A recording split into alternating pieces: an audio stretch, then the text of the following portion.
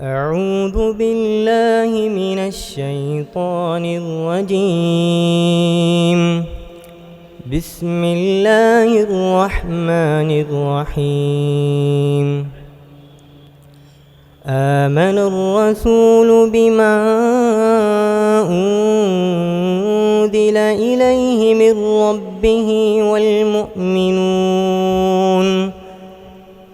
كل آمن بالله وملائكته وكتبه ورسله لا نفرق بين أحد من رسله وقالوا سمعنا وأطعنا غفرانك ربنا وإليك المصير لا يكلف الله نفسا إلا وسعها لها ما كسبت وعليها ما اكتسبت ربنا لا تؤاخذنا إن نسينا أو أخطأنا ربنا ولا تحمل علينا إصرا كما حملته على الذين من قبلنا ربنا ولا تحملنا ما لا طاقة لنا به واعف عنا واغفر لنا وارحمنا أنت مولانا فانصرنا على القوم الكافرين صدق الله العظيم جزاك of Hajj travels and responsibility of state Hajj committee for selection of field trainers and Khadimul हुज्जाज। आप लोगों से गुजारिश है कि इस हॉल में आ जाएं। अकबर आज उक़दतम बिल्लिसानी यफ़क़हू क़ौली रब्बी ज़िदनी इल्मा रब्बी ज़िदनी इल्मा रब्बी ज़िदनी इल्मा। मैं आप तमाम का दिल की गहराइयों से इस्तक़बाल करता हूँ और महाराष्ट्र स्टेट हज कमेटी की जानिब से आप सबका इस्तक़बाल करता हूँ। अस्सलामु अलैकुम व रहमतुल्लाहि व बरकातुहू। देखिए, अल्लाह रब्बुल इज़्ज़त ने आज हमें बहुत बड़ी एक शहादत नसीब फरमाई कि आप लोग जो जा रहे हो तो खादिमुल हुज्जाज बोल के जा रहे हो। आप लोग वहाँ पे जो है तो हज के लिए जा रहे हो और वहाँ पे हेल्प करने के लिए जा रहे हो। तो आप सबसे पहले ये समझिए कि आप लोगों का मर्तबा क्या है। आप लोग जो जाने वाले हैं, आप हज बैतुल्लाह की जो मदद करने के लिए जा रहे हैं, तो आप लोग आपकी जो बात स्टार्ट करेंगे उसमें आपको सबसे पहले ये बताना है कि जो एक आज़िमीन हज और आज़िमीन उम्रा जो जाता है वो क्या है। यहाँ से जो भी हज के लिए जा रहा है, अल्लाह रब्बुल इज़्ज़त फरमाते हैं कि वो मेरा खुसूसी मेहमान है। मेहमान और खुसूसी मेहमान में फ़र्क क्या होता है, वो फ़र्क आप समझिए। और जो फील्ड ट्रेनर है, जब वो उनकी बात स्टार्ट करेंगे तो वो सबसे पहले हाजियों को ये बताइए कि उनका मर्तबा क्या है। जब आप उनको उनका मर्तबा बताएंगे और आपकी बात शुरू करेंगे तो इंशाअल्लाह पूरे हाजी एकदम तवज्जो के साथ में आपकी बात को सुनेंगे। उनको सबसे पहले आप आपका उनका मर्तबा बताइए। देखिए, यहाँ पे अगर हम शादी होती है घर पे रखते हैं और हम लोग जो है तो 2000 लोगों को बुलाते हैं। ये 2000 लोग कौन हुए? ये 2000 लोग हमारे दावती हुए। और उसके अंदर अगर कोई मिनिस्टर को हम बुलाते हैं तो हम क्या बोलते हैं? भाई ये हमारे खुसूसी मेहमान हैं। हम सबको छोड़ देते हैं और बोलते हैं कि भाई आप ये सबको 2000 को छोड़ दो, ये जो बंदा आया है इसका आप खुसूसी ख्याल रखिए। तो आप ये हाजियों को बताइए कि वो अल्लाह रब्बुल इज़्ज़त, वो पूरे हाकिमों का हाकिम, वो पूरे मिनिस्टरों का मिनिस्टर, वो अल्लाह रब्बुल इज़्ज़त हाजियों को उसके घर का खुसूसी मेहमान बोल के बुला रहा है। ना सिर्फ खुसूसी मेहमान वहाँ पे जाने के लिए उसके सारे गुनाह माफ़ होने वाले हैं। तो आप उनको ये बताइए। दूसरी चीज़ उनको ये बताइए आप कि जब कोई हाजी या आज़मीन उम्रा सामने बैठा है, अगर हम जो ट्रेनिंग दे रहे हैं, जो हज को नहीं जा रहे हैं, वो अगर हसरत भरी निगाह से वो हाजी की तरफ भी देखे तो उसको सवाब मिलने वाला है। अगर हाजी की वहाँ पे तबीयत ख़राब होती है, उसको बुखार आता है और वहाँ पे वो सब्र करता है, तो गोया के 1000 साल पैदल चल के जितनी दूर जहन्नुम को ढकला जाए उतना बड़ा मर्तबा उसका होता है। ये मर्तबा कब मिलेगा उसको? कि अगर उसको बुखार आ जाए, वो सब्र करे, तो उसको ये मर्तबा वहाँ पे मिलने वाला है।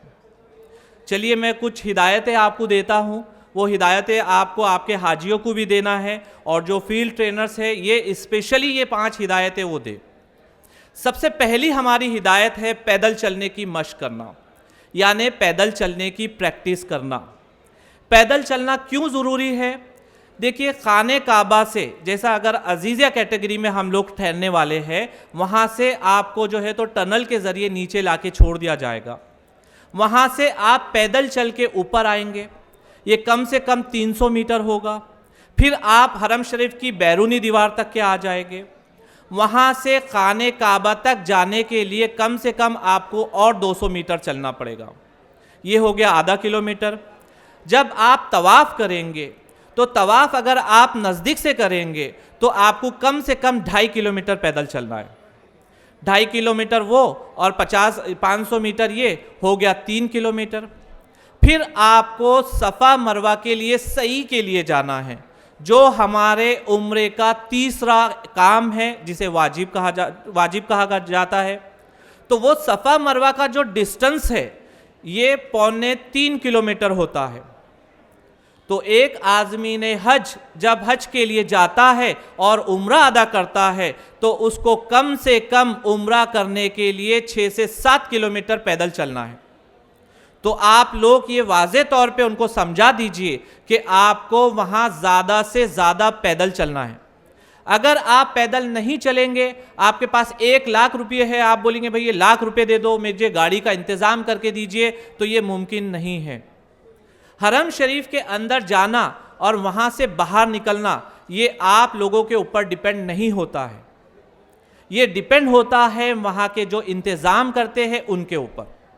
आप सोचेंगे भाई हम 1 नंबर गेट से दाखिल हुए, अब हम 1 नंबर से ही बाहर आएंगे, तो ऐसा बिल्कुल नहीं होता। ये आपको उनको समझाना है। जब हरम शरीफ में तवाफ़ हो गया, उसके बाद आपको बाहर निकलना है, तो सफ़ा मरवा के जानिब से आपको बाहर छोड़ा जाता है। तो एक उम्रा करने के लिए कम से कम 7 से 8 किलोमीटर पैदल चलना है। तो ये हमारी आपसे गुजारिश है कि आप आपकी जब फील्ड में जाए, आप वहाँ पे जब ट्रेनिंग दे, तो सबसे पहली हिदायत आप यही दीजिए। अब उन्होंने पैदल चलने की मशक स्टार्ट की, आपने इतने अच्छे से समझाया अल्हम्दुलिल्लाह। तो अब हाजी साहब ने क्या किया, पहले ही दिन से 10 किलोमीटर पैदल चलना शुरू किया। दूसरे दिन हाजी साहब की तबीयत ख़राब। तो आप उनको ये बताइए कि आप रोज़ाना सुबह फजर के बाद घर से निकलिए, पहले आधा किलोमीटर चलिए, फिर उसको बढ़ाते बढ़ाते बढ़ाते उसको 7 किलोमीटर 10 किलोमीटर तक के करना है। दूसरी हिदायत इसी के अंदर ये है कि जो हम स्लीपर चप्पल का इस्तेमाल करते हैं, अब स्लीपर चप्पल का इस्तेमाल हमारे पास में बहुत कम होता है, क्योंकि हम लोग पैदल चलते ही नहीं है।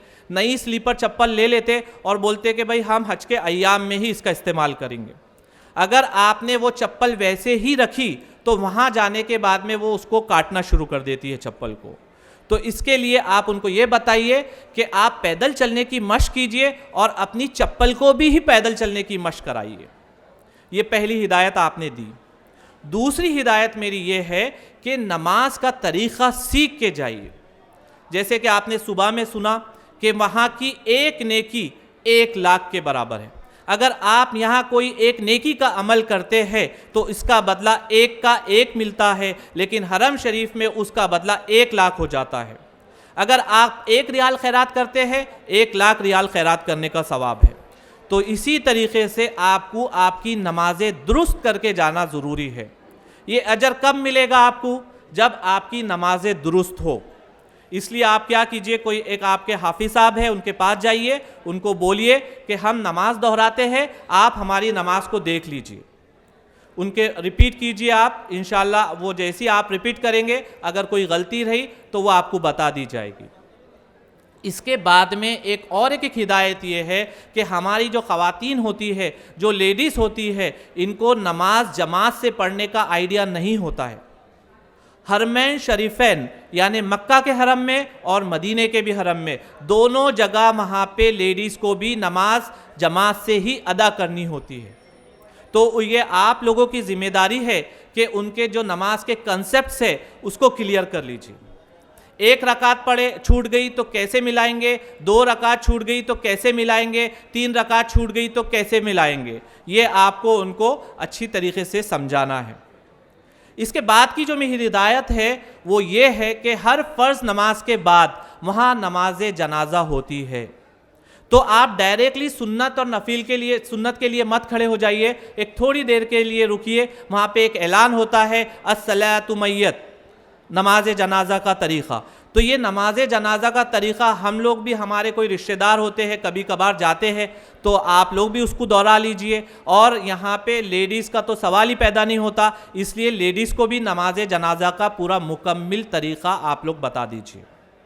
अब ये मेरी आखिरी हिदायत ये है कि आपको जो सामान की पाबंदी दी गई है, इंशाल्लाह अगली स्लाइड्स में मैं वो आपको बताऊंगा कि आप कितना सामान लेके जाएंगे और कैसे कैसे उसको तरीक़े से लेके जाएंगे। तो आपको बहुत ज़्यादा स्ट्रिक्टली सामान के ऊपर जो है तो ख्याल रखना है। अब मैं मेरी स्लाइड्स यहाँ से चालू करता हूँ। सबसे पहले मैं बताता हूँ कि महाराष्ट्र स्टेट हज कमेटी का क्या क्या काम है, क्या क्या रोल है। अल्हम्दुलिल्लाह महाराष्ट्र स्टेट हज कमेटी का काम वहाँ से शुरू होता है, जैसे ही आपके फॉर्म स्टार्ट होते हैं, आपके फॉर्म के लिए वो एक साइट्स बताते हैं, उसके ऊपर आपका सारा फॉर्म भरना है, उसमें कुछ करेक्शन है तो उसके लिए भी महाराष्ट्र स्टेट हज कमेटी यहाँ पे मौजूद है। उसमें कोई करेक्शन हो गया या फिर अगर आपको किसी को ऐड करना है, लेस करना है, ये सारे काम महाराष्ट्र स्टेट हज कमेटी करती है। इसके बाद में महाराष्ट्र स्टेट हज कमेटी को एक बहुत बड़ी जिम्मेदारी दी गई है कि हर हाजी जो यहाँ से जाए वो उसका पूरा मुकम्मिल हज अच्छी तरीके से करे। इसके लिए फील्ड ट्रेनर्स यहाँ पे रखे गए हैं और इसके लिए खादिमुल हुज्जाज भी यहाँ से रखे गए हैं। तो ये फील्ड ट्रेनर्स को सेलेक्ट करना, उनका पूरा ब्यौरा लेना, फिर उनको जो है तो महाराष्ट्र स्टेट हज कमेटी ऑफ इंडिया में उनका नंबर देना, ये सारा काम महाराष्ट्र स्टेट हज कमेटी का होता है। जब मैंने फर्स्ट टाइम ये ज्वाइन किया था फील्ड ट्रेनिंग टू ट्रेनर्स का, तो वहाँ पे मेरी अली जनाब इम्तियाज़ काजी साहब से मुलाकात हुई। वो बहुत ज़्यादा फ़िक्रमंद होते हैं कि यहाँ का जो भी हाजी जाए वो सीख कर जाए। तो जब यहाँ से दोपहर का टाइम था, लंच का टाइम था, तो काजी साहब ने एक मीटिंग ली। उन्होंने कहा कि कहाँ कहाँ काम चल रहा है और कहाँ कहाँ हमको काम की ज़रूरत है, उसके ऊपर उन्होंने गौर फिक्र किया। जहाँ काम नहीं चल रहा था तो उन्होंने कहा कि यहाँ पे हमको इस अंदाज में काम चालू करना है। और बाद में जब काजी साहब ने खादिमुल हुज्जाज की ट्रेनिंग ली तो उसमें भी काजी साहब ने सारी चीज़ें बताई कि आपको क्या चीज़ें करना है, क्या चीज़ें नहीं करना है। एक बहुत फ़ख्र की बात है हमारे महाराष्ट्र के लिए कि अल्हम्दुलिल्लाह अल्हम्दुलिल्लाह अल्लाह रब्बुल इज़्ज़त का करोड़ों बार एहसान है कि जो एक मैं आपको अभी स्लाइड पे एक ये बता रहा हूँ, ये जो है महाराष्ट्र स्टेट हज कमेटी और कर्नाटक स्टेट हज कमेटी को ये ट्रॉफ़ी मिली है बेस्ट खादिमुल हुज्जाज की। ये सारी जिम्मेदारी और सारा जो फ़िक्र थी काजी साहब की थी।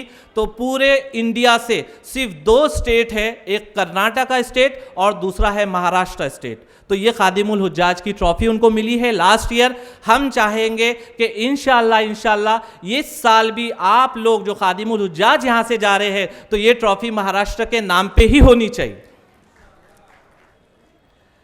अब देखिए, मैं थोड़ा सा आपको लिबास वाली बात करूंगा। यहाँ मुझे जो जिम्मेदारी दी गई है, मुझे दोनों को लेके चलना है। फील्ड ट्रेनर्स को भी ट्रेनिंग देना है और खादिमुल हुज्जाज को भी ट्रेनिंग देना है। तो मैं दोनों को यहाँ पे लेके चलता हूँ। सबसे पहले मुझे आपको वापस इंडिया लेके आना है।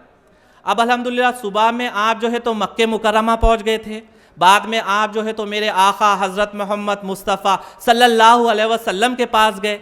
आप वहाँ पे है, अब मुझे वापस आपको इंडिया लेकर आना है और मुझे आपको तैयारी करके फिर वापस लेकर जाना है, तो थोड़ी सी दुश्वारी होगी, वापस आना अच्छा नहीं लगेगा आपको, लेकिन वापस आना पड़ेगा। तो जो फील्ड ट्रेनर्स है वो उनकी फील्ड में जाने के बाद सबसे पहले वो लिबास वाली बात करें कि हमको कितने लिबास यहाँ से लेकर जाना है। कम से कम 4 से 5 लिबास आप यहाँ पर लेके जाइए और आपका लिबास ऐसा होना चाहिए कि आप हिंदुस्तानी नज़र आए। पठानी अफगानी मत बनाइए, आप जो है तो कुर्ता पैजामा या नेहरू शर्ट जिसे कहा जाता है वो बनाइए, ऊपर एक जेब लगा लीजिए। ये 4 ड्रेस आप ले लीजिए।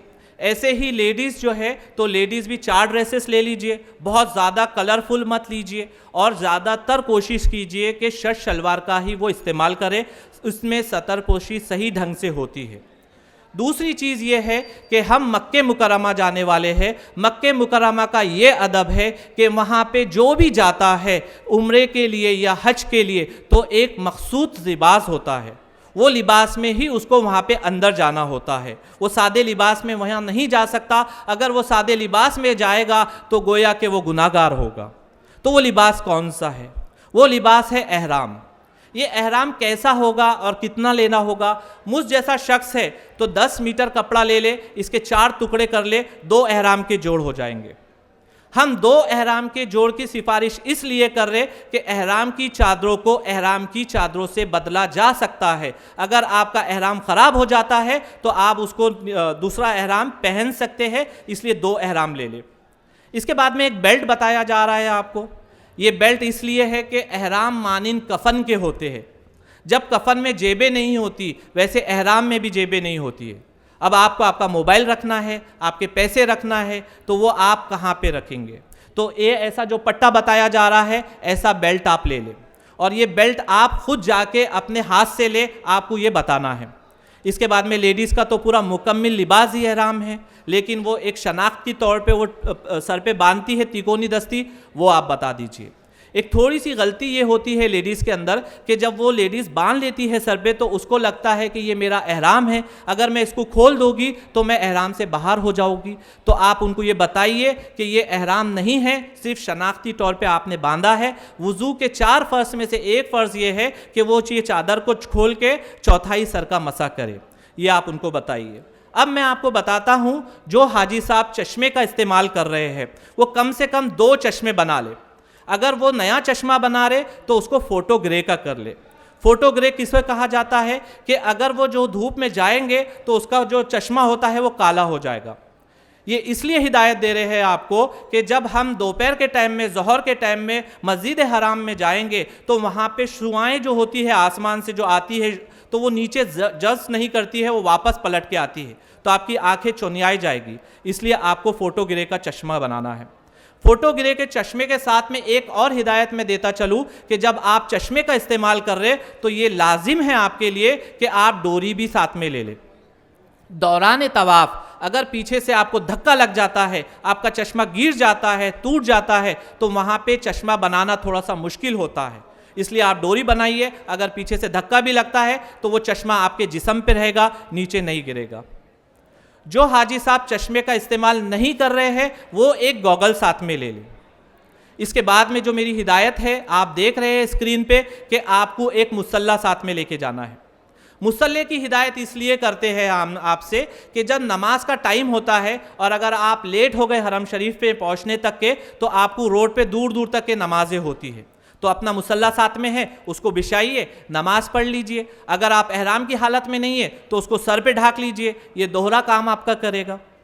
इसके बाद में एक इसके अंदर चप्पल की थैली बताई जा रही है, ये बहुत ज़्यादा इम्पॉर्टेंट है। ये इसलिए है कि जब हम मस्जिद में जाते हैं तो हमारी चप्पल उतार के रखते हैं और जब रिटर्न आते हैं तो हम चप्पल वहाँ से कलेक्ट कर लेते हैं, लेकिन हरम शरीफ के अंदर कौन से दरवाजे से आप जाने वाले हैं ये तय नहीं है। इसलिए ऐसी एक चप्पल ले लीजिए, पीछे डोरी वाली होती है, उसमें आप चप्पल रख दीजिए और उसको आपके पीछे शोल्डर पे लगा दीजिए। चप्पल के साथ में ही आपको तवाफ़ करना है। जब आप नमाज़ पढ़ेंगे चप्पल उतार के सामने रखिए, नमाज़ पढ़िए, फिर आप उसको पीछे लगा लीजिए। तो ये चप्पल आपको साथ में लेकर जाना है। अगर कोई हाजी साहब शुगर के पेशेंट है, पीछे से उनको मार लग जाता है तो ज़ख़म उनका जल्दी नहीं भरता है, तो जो चमड़े के जुराबें होती है इसकी एहराम के हालत में इजाज़त दी गई है। आप इसका भी इस्तेमाल कर सकते हैं। मदीने मुनव्वरा में थोड़ी हल्की सी जो है तो ठंडी होती है, क्यों ना हो, मेरे आका वहाँ आराम फरमा है, वहाँ पे ठंडा माहौल होता है, तो वहाँ के लिए कुछ आप गर्म कपड़े भी साथ में ले लें, पैताबे भी साथ में ले लें। अब देखिए, मैं हज कमेटी ऑफ इंडिया की जानिब से आपको हर जगह जो है तो आपको बिस्तर दिया जाएगा, मक्के मुकर्रमा में भी दिया जाएगा, मदीने मुनव्वरा में भी दिया जाएगा। लेकिन जो हाजी साहब को मेट्रो ट्रेन नहीं मिलने वाली है, उनको हम एक खुसूसी हिदायत देते हैं कि वो हाजी साहब को एक ऐसी हल्की फुल्की चटाई साथ में ले ले। ये चटाई आपको अरफात के मैदान में काम नहीं आएगी, ये चटाई का इस्तेमाल सिर्फ आपको मुज़दलिफ़ा के मैदान में करना है। ये यहाँ से भी लेकर जा सकते या वहाँ पे भी आप ले सकते हैं। इसके बाद में आपको एंड्रॉयड फ़ोन लेकर जाना है। इसके अंदर एक पानी की बोतल बताई जा रही है। ये पानी की बोतल को हरम शरीफ के अंदर जाने की इजाज़त है। अगर ये ऐसी बिस्लरी की बोतल होगी और दरबान देख लेगा तो आपके हाथ में से वो बोतल छीन के फेंक देगा, तो इसलिए एक ऐसी बोतल आप साथ में लेके जाइए। इसके बाद में एक खुसूसी चीज़ आपको ट्रेनर्स आप जो है तो आपके फील्ड में जाके ये बताइए कि वहाँ पे जो चार्जर होते हैं वो 2 पिन के होते हैं, 3 पिन का वहाँ पे कोई सॉकेट नहीं होता है। और जब 2 पिन का चार्जर आप साथ में लेकर जा रहे हैं तो उसके साथ में एक ऐसा अडेप्टर आता है, कन्वर्टर कहा जाता है उसको, ये कन्वर्टर वहाँ पे ले लीजिए। आपने अगर आपके यहाँ का चार्जर लेकर गए, आप परेशान हो जाएंगे, वो चार्जर सॉकेट में जाता ही नहीं है। तो एक फ़ोटो आपको बताई जा रही है, वो फ़ोटो में आपको जो है तो ऐसा कन्वर्टर साथ में लेना है। अब मैं आपके सेहत वाली बात करूंगा। अभी हम लोग इंडिया में ही है, बाहर नहीं गए, ये प्री हज है, हज से पहले आपकी तैयारी चल रही है। तो आप आपके फील्ड में जाइए और आपकी फील्ड में आप बताइए कि आपको कौन से मेडिसिन लेके जाना है। ऐसे मेरे हाजी जो शुगर के या बीपी के या मुस्तकिल हार्ट के कोई ऐसी मेडिसिन आप लोग खाते हैं, तो आप 45 डेज का अगर आपका सफ़र है तो आप 50 दिन पूरे दवा लेकर जाइए। अगर 40 दिन का आपका सफ़र है तो 45 डेज पूरे इतनी मेडिसिन आपको लेकर जाना है। अब आगे मैं बताऊंगा कि हमारा एक पैरामेडिकल स्टाफ आपका टनों से मेडिसिन लेके वहाँ पहुँच चुका है, लेकिन ये हिदायत हम इसलिए दे रहे हैं कि जो ब्रांड की मेडिसिन आप लोग खाते हैं वहाँ पे वो मिली या नहीं मिली तो आपको मुश्किल हो सकती है। इसलिए 45 डेज की मेडिसिन आप लेकर जाएंगे। अल्हम्दुलिल्लाह कुछ हाजी ऐसे होंगे आपकी फील्ड में कि इनको कोई बीमारी नहीं होगी, लेकिन आप उनको ये बताइए कि वहाँ पे मेडिकल फैसिलिटी होती है, लेकिन लंबी लंबी लाइनें लगानी पड़ती है और वहाँ पर्ची बना के फिर जाके मेडिसिन लेनी पड़ती है। तो आप उनको ये हिदायत दीजिए कि जैसा अगर बुखार की दवा है, O2 जो लैट्रिन बंद होने की दवा है, सर्दी की, खांसी की, ये दवाएं वो उनके साथ में लेकर जाए। अब जो मैंने आपको बताया था शुगर की दवा का, अगर 45 डेज की इतनी बड़ी मेडिसिन आप साथ में लेकर जा रहे हैं तो एक डॉक्टर की आप पर्ची लिखा के ले लीजिए। अरबी में होना ज़रूरी नहीं है, आप इसको इंग्लिश में भी बना के लेके जा सकते हैं, क्योंकि आपसे वहाँ ये सवाल हो सकता है कि आपने इतनी बड़ी मिकदार में मेडिसिन क्यों लेकर आए हैं। तो आप वहाँ पे उनको मेडिसिन का वो बता दीजिए पर्ची कि भाई हमको ये मुस्तकिल दवा खाना पड़ता है। इसके बाद में आपको एक मूव बताया जा रहा है इसमें। अब हमने आपको पहले बताया, कुछ हाजी लेट आए यहाँ पे जो फील्ड ट्रेनर्स थे, कि आपको पैदल चलने की मश्क करनी है, लेकिन आपने पैदल चलने की मश्क ही नहीं की। अब हाजी साहब बहुत जोश जोश में चले गए, पहला उम्रा करे, बाद में आके बोले भाई अब मैं बहुत थक गया, अब आता ही नहीं मैं हरम शरीफ। वहाँ की एक ने की 1 लाख की है, इसलिए ये सारी चीज़ें आप सीख के जाइए। अगर वहाँ आपके पैर में बहुत ज़्यादा तकलीफ है तो आप बाथरूम में जाइए, वहाँ से गर्म पानी लीजिए, आपके पैरों पे डालिए, मुंह की मालिश कीजिए, इंशाल्लाह आपको बहुत अच्छा फ़र्क पड़ जाएगा। और एक चीज़ का खुसूसी आप बताइए, वैसलीन जो थोड़े से हेल्दी होते हैं, तो हमने एहराम की हालत में ये है कि हम अंडरवेयर नहीं पहन सकते और बनियान नहीं पहन सकते।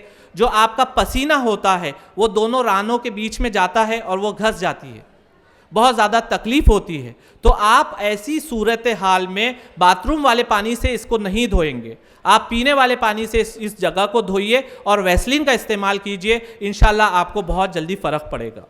शुगर के पेशेंट, बीपी के पेशेंट और जो नहीं भी है, वो जो एनर्जॉल इसमें बताया जा रहा है, ये एनर्जॉल साथ में कम से कम 5-5, 6-6 पैकेट्स रखे।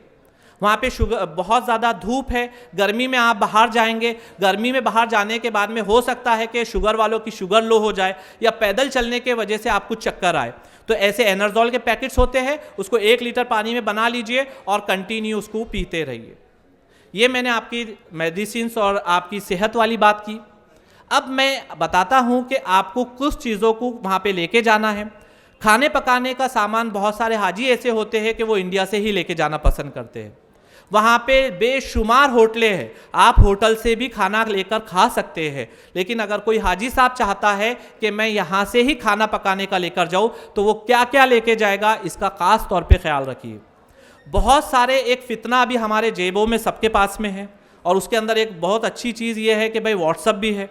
व्हाट्सअप वाले बहुत सारे हाजियों की मदद करने के लिए एक बड़ी लिस्ट डाल देते। 2024 के हाजियों के लिए एक स्पेशल लिस्ट, उसके अंदर हाजी जाने वाले 2 हैं, उनको दिया जाता है 10 किलो शक्कर लेके जाओ, 20 किलो चावल लेके जाओ, 30 किलो ये लेके जाओ। तो बराए मेहरबानी आप आपके हाजियों को ये समझाइए कि आप कितना खाना खाने वाले हैं, आप आपके हिसाब से लेकर जाइए। सिर्फ 20 दिन उनको वहाँ पे खाना पकाना है, 20 दिन से ज़्यादा नहीं, अगर ये 40 दिन का सफ़र है तो।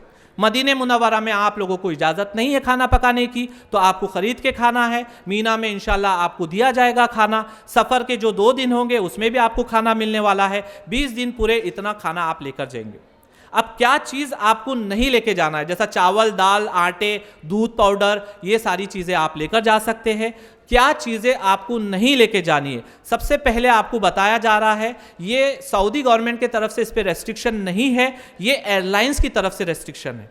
आप तेल यहाँ से कोई भी मिकदार में नहीं लेके जा सकते। अब बहुत सारे पुराने जो हज करे हुए रहते वो बोलते कि वो ऐसे ही बोलते रहते, आप काली पन्नी में डाल के लेके चल जाओ। अब हाजी साहब काली पन्नी में डाल के लेके जाते और वहाँ पे खुल जाता है वो। उनको आप ये बताइए कि अभी की टेक्नोलॉजी बहुत हाई हो गई। अब देखिए, पहले एक सिस्टम होता था कि हम खाली मुखर्रिरी बात करते थे, हम हमारी इमेजिनेशन से आपको बताते थे कि भाई कौन सी चीज़ क्या है। आज आप देख रहे हैं स्क्रीन के ऊपर आपको तेल भी दिख रहा है, ये साइड में मैं भी दिख रहा। तो ये टेक्नोलॉजी बहुत एडवांस हो गई, तो मशीनें भी बहुत एडवांस हो गई। 1 रुपये की छोटी जो खोपरे की तेल की शीशी होती है वो भी वहाँ पे डिडक्ट हो जाती है। इसलिए आप तेल छोटी बहुत मकदार में बिल्कुल नहीं लेके जाएंगे। गुटखा, तंबाकू, सिगरेट, बीड़ी, ये सारी चीज़ें आप वहाँ पे बिल्कुल भी नहीं लेकर जाएंगे। इसके बाद में देखिए, आपको यहाँ से फ्रूट्स नहीं लेके जाना है। बहुत सारे हाजी क्या करते हैं कि एक छोटा सा टमाटे लेके चल जाते हैं, साथ में जाते बोले हम वहाँ खाना पका के खाएंगे। तो टमाटे, फ्रूट, ये आप थोड़ा बहुत भी मिकदार में नहीं लेके जाएंगे। आप वहाँ पे कोई भी किस्म का लिक्विड जूस यहाँ से नहीं लेके जाएंगे। आप मैचिस बॉक्स नहीं लेके जाएंगे। छुरी ले जाने की इजाज़त है आपको, लेकिन बड़ा छुरा मत लेके चल जाइए। बहुत सारे अम्मा, लास्ट टाइम में एक हाजी साहब को रोका गया, उन्होंने बड़ी दराती लेके आ गए, बोले वो गोश्त काटने की बहुत परेशानी होती बोले वहाँ। तो बराए मेहरबानी ऐसा मत कीजिए, छोटी छुरी लेके जाइए। इसके बाद में जो है तो ऐसे खिलौने बंदूक की शक्ल में, ये शक्ल में आपको खिलौने ले जाने की इजाज़त नहीं है।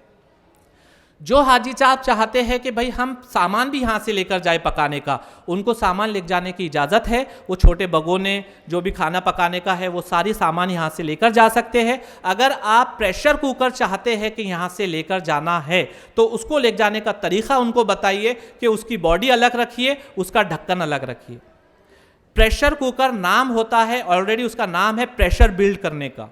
अगर ये जहाज़ में पैक करा हुआ गया तो ये फूट जाएगा, और उनको बताइए कि पूरा जहाज़ जो है तो एक हादसे का जब्त में आ जाएगा।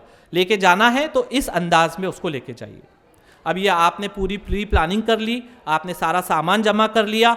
अब आपको इसको एक मखसूस अंदाज में, मखसूस सूटकेस में लेके जाना है।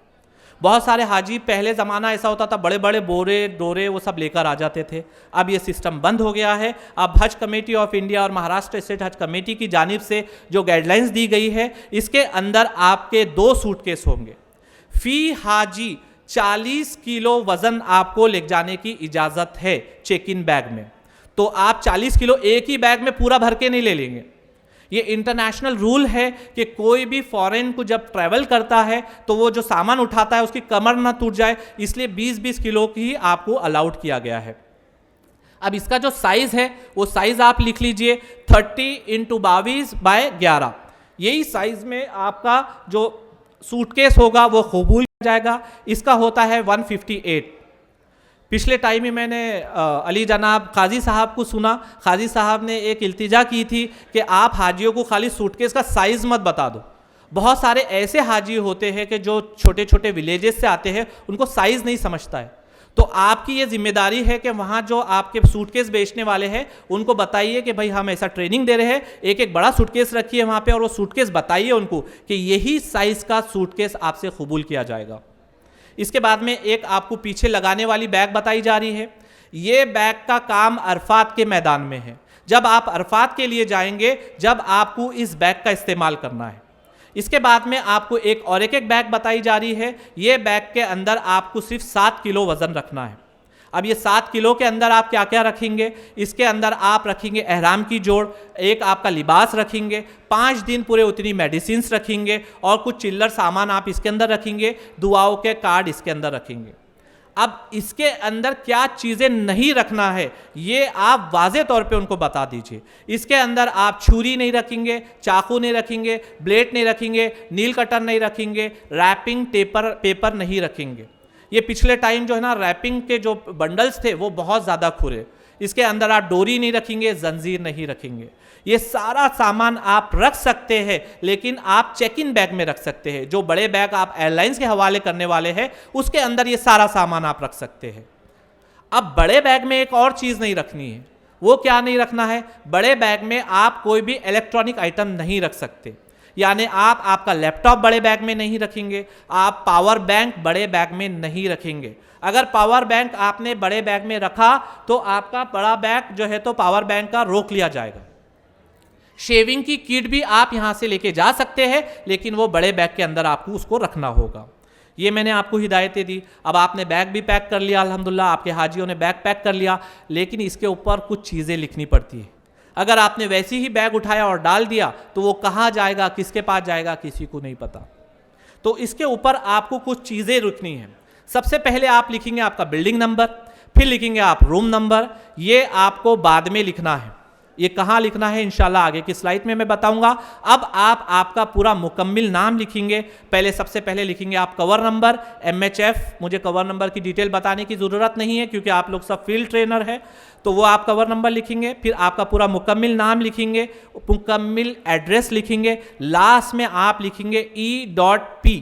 ये इमिग्रेशन पॉइंट जहाँ से आपकी फ़्लाइट होगी वहाँ पे उसका शॉर्टकट है कि ये कौन से एयरलाइन से और कौन सी जगह से आया है। अगर आप औरंगाबाद से जा रहे हैं औरंगाबाद लिखिए, मुंबई से जा रहे हैं मुंबई लिखिए, और अगर आप जा रहे हैं नागपुर से तो नागपुर लिखिए। अब ये जो बैग होता है तो इसको इस अंदाज में पैक ना करें। पहले बहुत लंबी लंबी डोरियाँ रस्सियाँ लाई जाती थी, उसको खूब खींच के बांधा जाता था। अगर ऐसा आप लेके जाएंगे तो ये सामान आपसे कबूल नहीं किया जाएगा। इसको आप रैप करके लेकर जा सकते हैं, और ऐसा ज़रूरी नहीं है इसको रैप करना। आप लॉक भी लगा दिए तो आपका सामान चला जाएगा, और इस अंदाज में तो सामान बिल्कुल भी कबूल नहीं किया जाएगा। हैंड बैग के अंदर मिर्ची पाउडर इसका भी इस्तेमाल आप बिल्कुल भी नहीं करेंगे।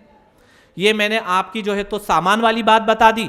अब मैं आपको बताता हूं कि जाने से पहले आपको कुछ काम करने पड़ेंगे जो महाराष्ट्र स्टेट हज कमेटी की जानिब से किया जाएगा। टीका अंदाजी।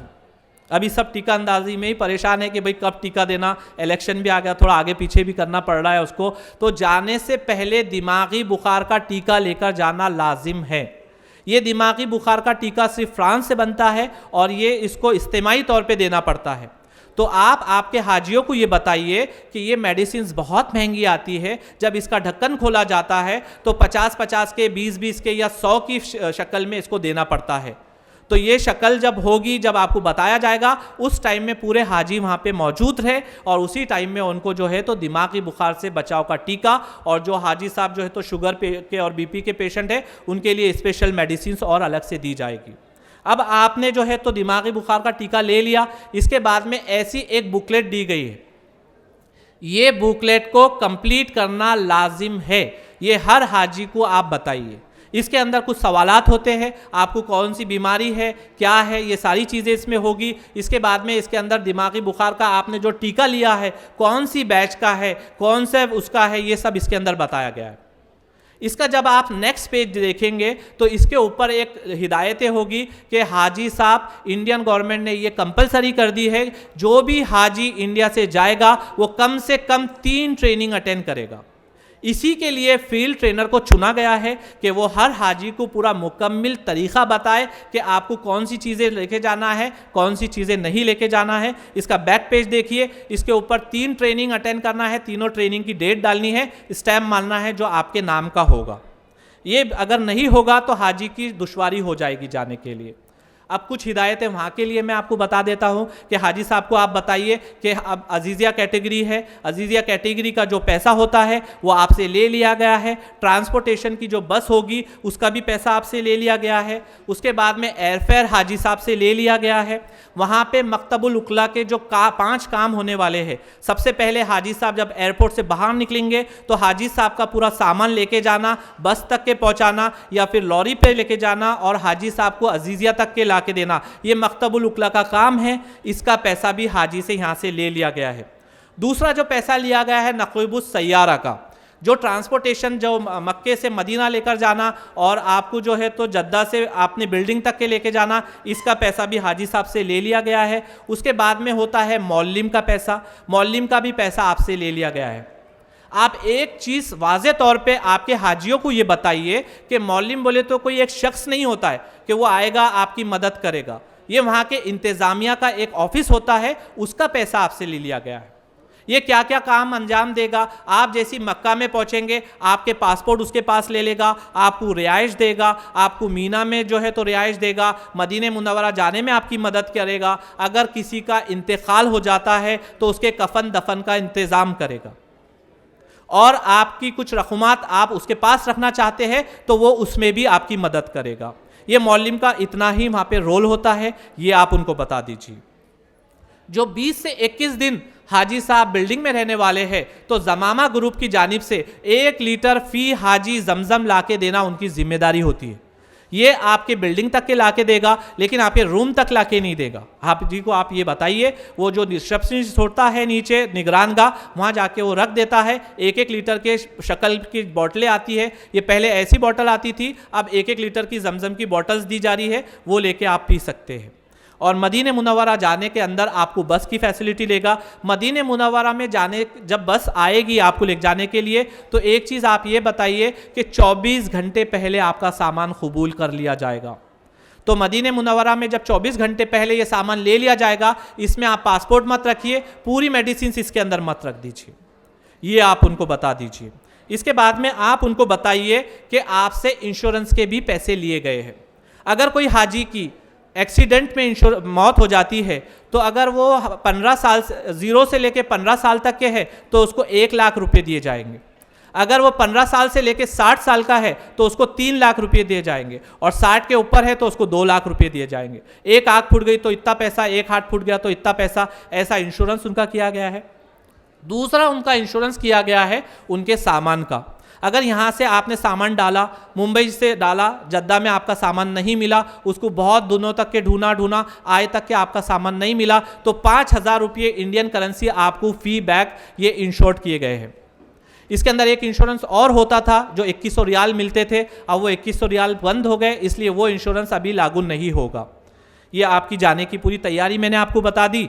अब अल्हम्दुलिल्लाह आपने पूरा बैग पैक कर लिया, अब आप इंतज़ार में हैं कि आपकी फ़्लाइटें कब जाने वाली है। तो आप आपके हाजी को ये बताइए कि आपकी फ़्लाइटें 26 मई से इंशाल्लाह होगी और आपका ये सफ़र हम एज्यूम करते हैं कि 36 दिन का होगा। इसमें आप उनको ये बताइए 2 दिन आपके जाने आने के होंगे। इसके बाद में आप 20 से 21 दिन मक्के मुकर्रमा में रहने वाले हैं। उसके बाद में 5 से 6 दिन आप मशाइल में रहेंगे। अब आप बोलेंगे हाजी साहब हमने तो हमेशा ये सुना कि हज के 5 दिन होते हैं, लेकिन वहाँ पे इंतज़ाम के हिसाब से कुछ हाजियों को 5 दिन रुकाया जा रहा है और कुछ हाजियों को 6 दिन रुकाया जा रहा है। तो कुछ हाजी के 5 दिन हो गए और कुछ हाजी के 6 दिन हो गए, ये आप देख लीजिए। इसके बाद में लास्ट में जब 8 दिन बचेंगे, जब आपको मदीने मुनव्वरा में लेके जाया जाएगा और आपकी वतन वापसी मदीने मुनव्वरा से होगी। आपको ये सारी चीज़ें आपको हाजियों को, आपके जो हाजी होंगे उनको बताना है। अब मैं आपको बताता हूं, जब आप हाजियों से बात करेंगे तो उनको ये बोलिए कि मैंने अभी पहले बताया था कि जब कोई मिनिस्टर आपको बुलाता है तो आप कितना खुश हो जाते हैं। तो वो अल्लाह रब्बुल इज़्ज़त सारे मिनिस्टरों का मिनिस्टर, वो सारे हाकिमों का हाकिम, उसके पास से एक परवाना आएगा, वो आएगा डिपार्चर इंफॉर्मेशन कार्ड की शक्ल में। ये डिपार्चर इंफॉर्मेशन कार्ड ये होगा कि आपकी फ़्लाइट कब होगी, आपको रिपोर्टिंग कब करना है, मक्के मुकर्रमा में आप कितने दिन रुकने वाले हो, मदीने मुनव्वरा में कहाँ से फ़्लाइट होगी, ये सारी डिटेल इसके अंदर दी गई है। तो इसमें एक ख़ास तौर पे आप एक चीज़ का ख्याल रखिए, जब आप ट्रेनिंग देंगे तो उनको ये बोलिए कि ये डिपार्चर इंफॉर्मेशन कार्ड आपको अगर आया तो ठीक है, अगर नहीं आया तो आप www.hajcommittee.com की साइट पे जाइए, वहाँ कवर नंबर डालिए, वहाँ पे आप उसको जो है तो निकाल सकते हैं प्रिंट उसकी। अब इस पर कुछ चीज़ें लिखी हुई है। फॉर एग्ज़ाम्पल आपकी जो फ़्लाइट है वो 3 तारीख को है, तो आपको यहाँ पे रिपोर्टिंग डेट दी गई है 3 तारीख की है, तो आपको 1 तारीख को रिपोर्टिंग करना है।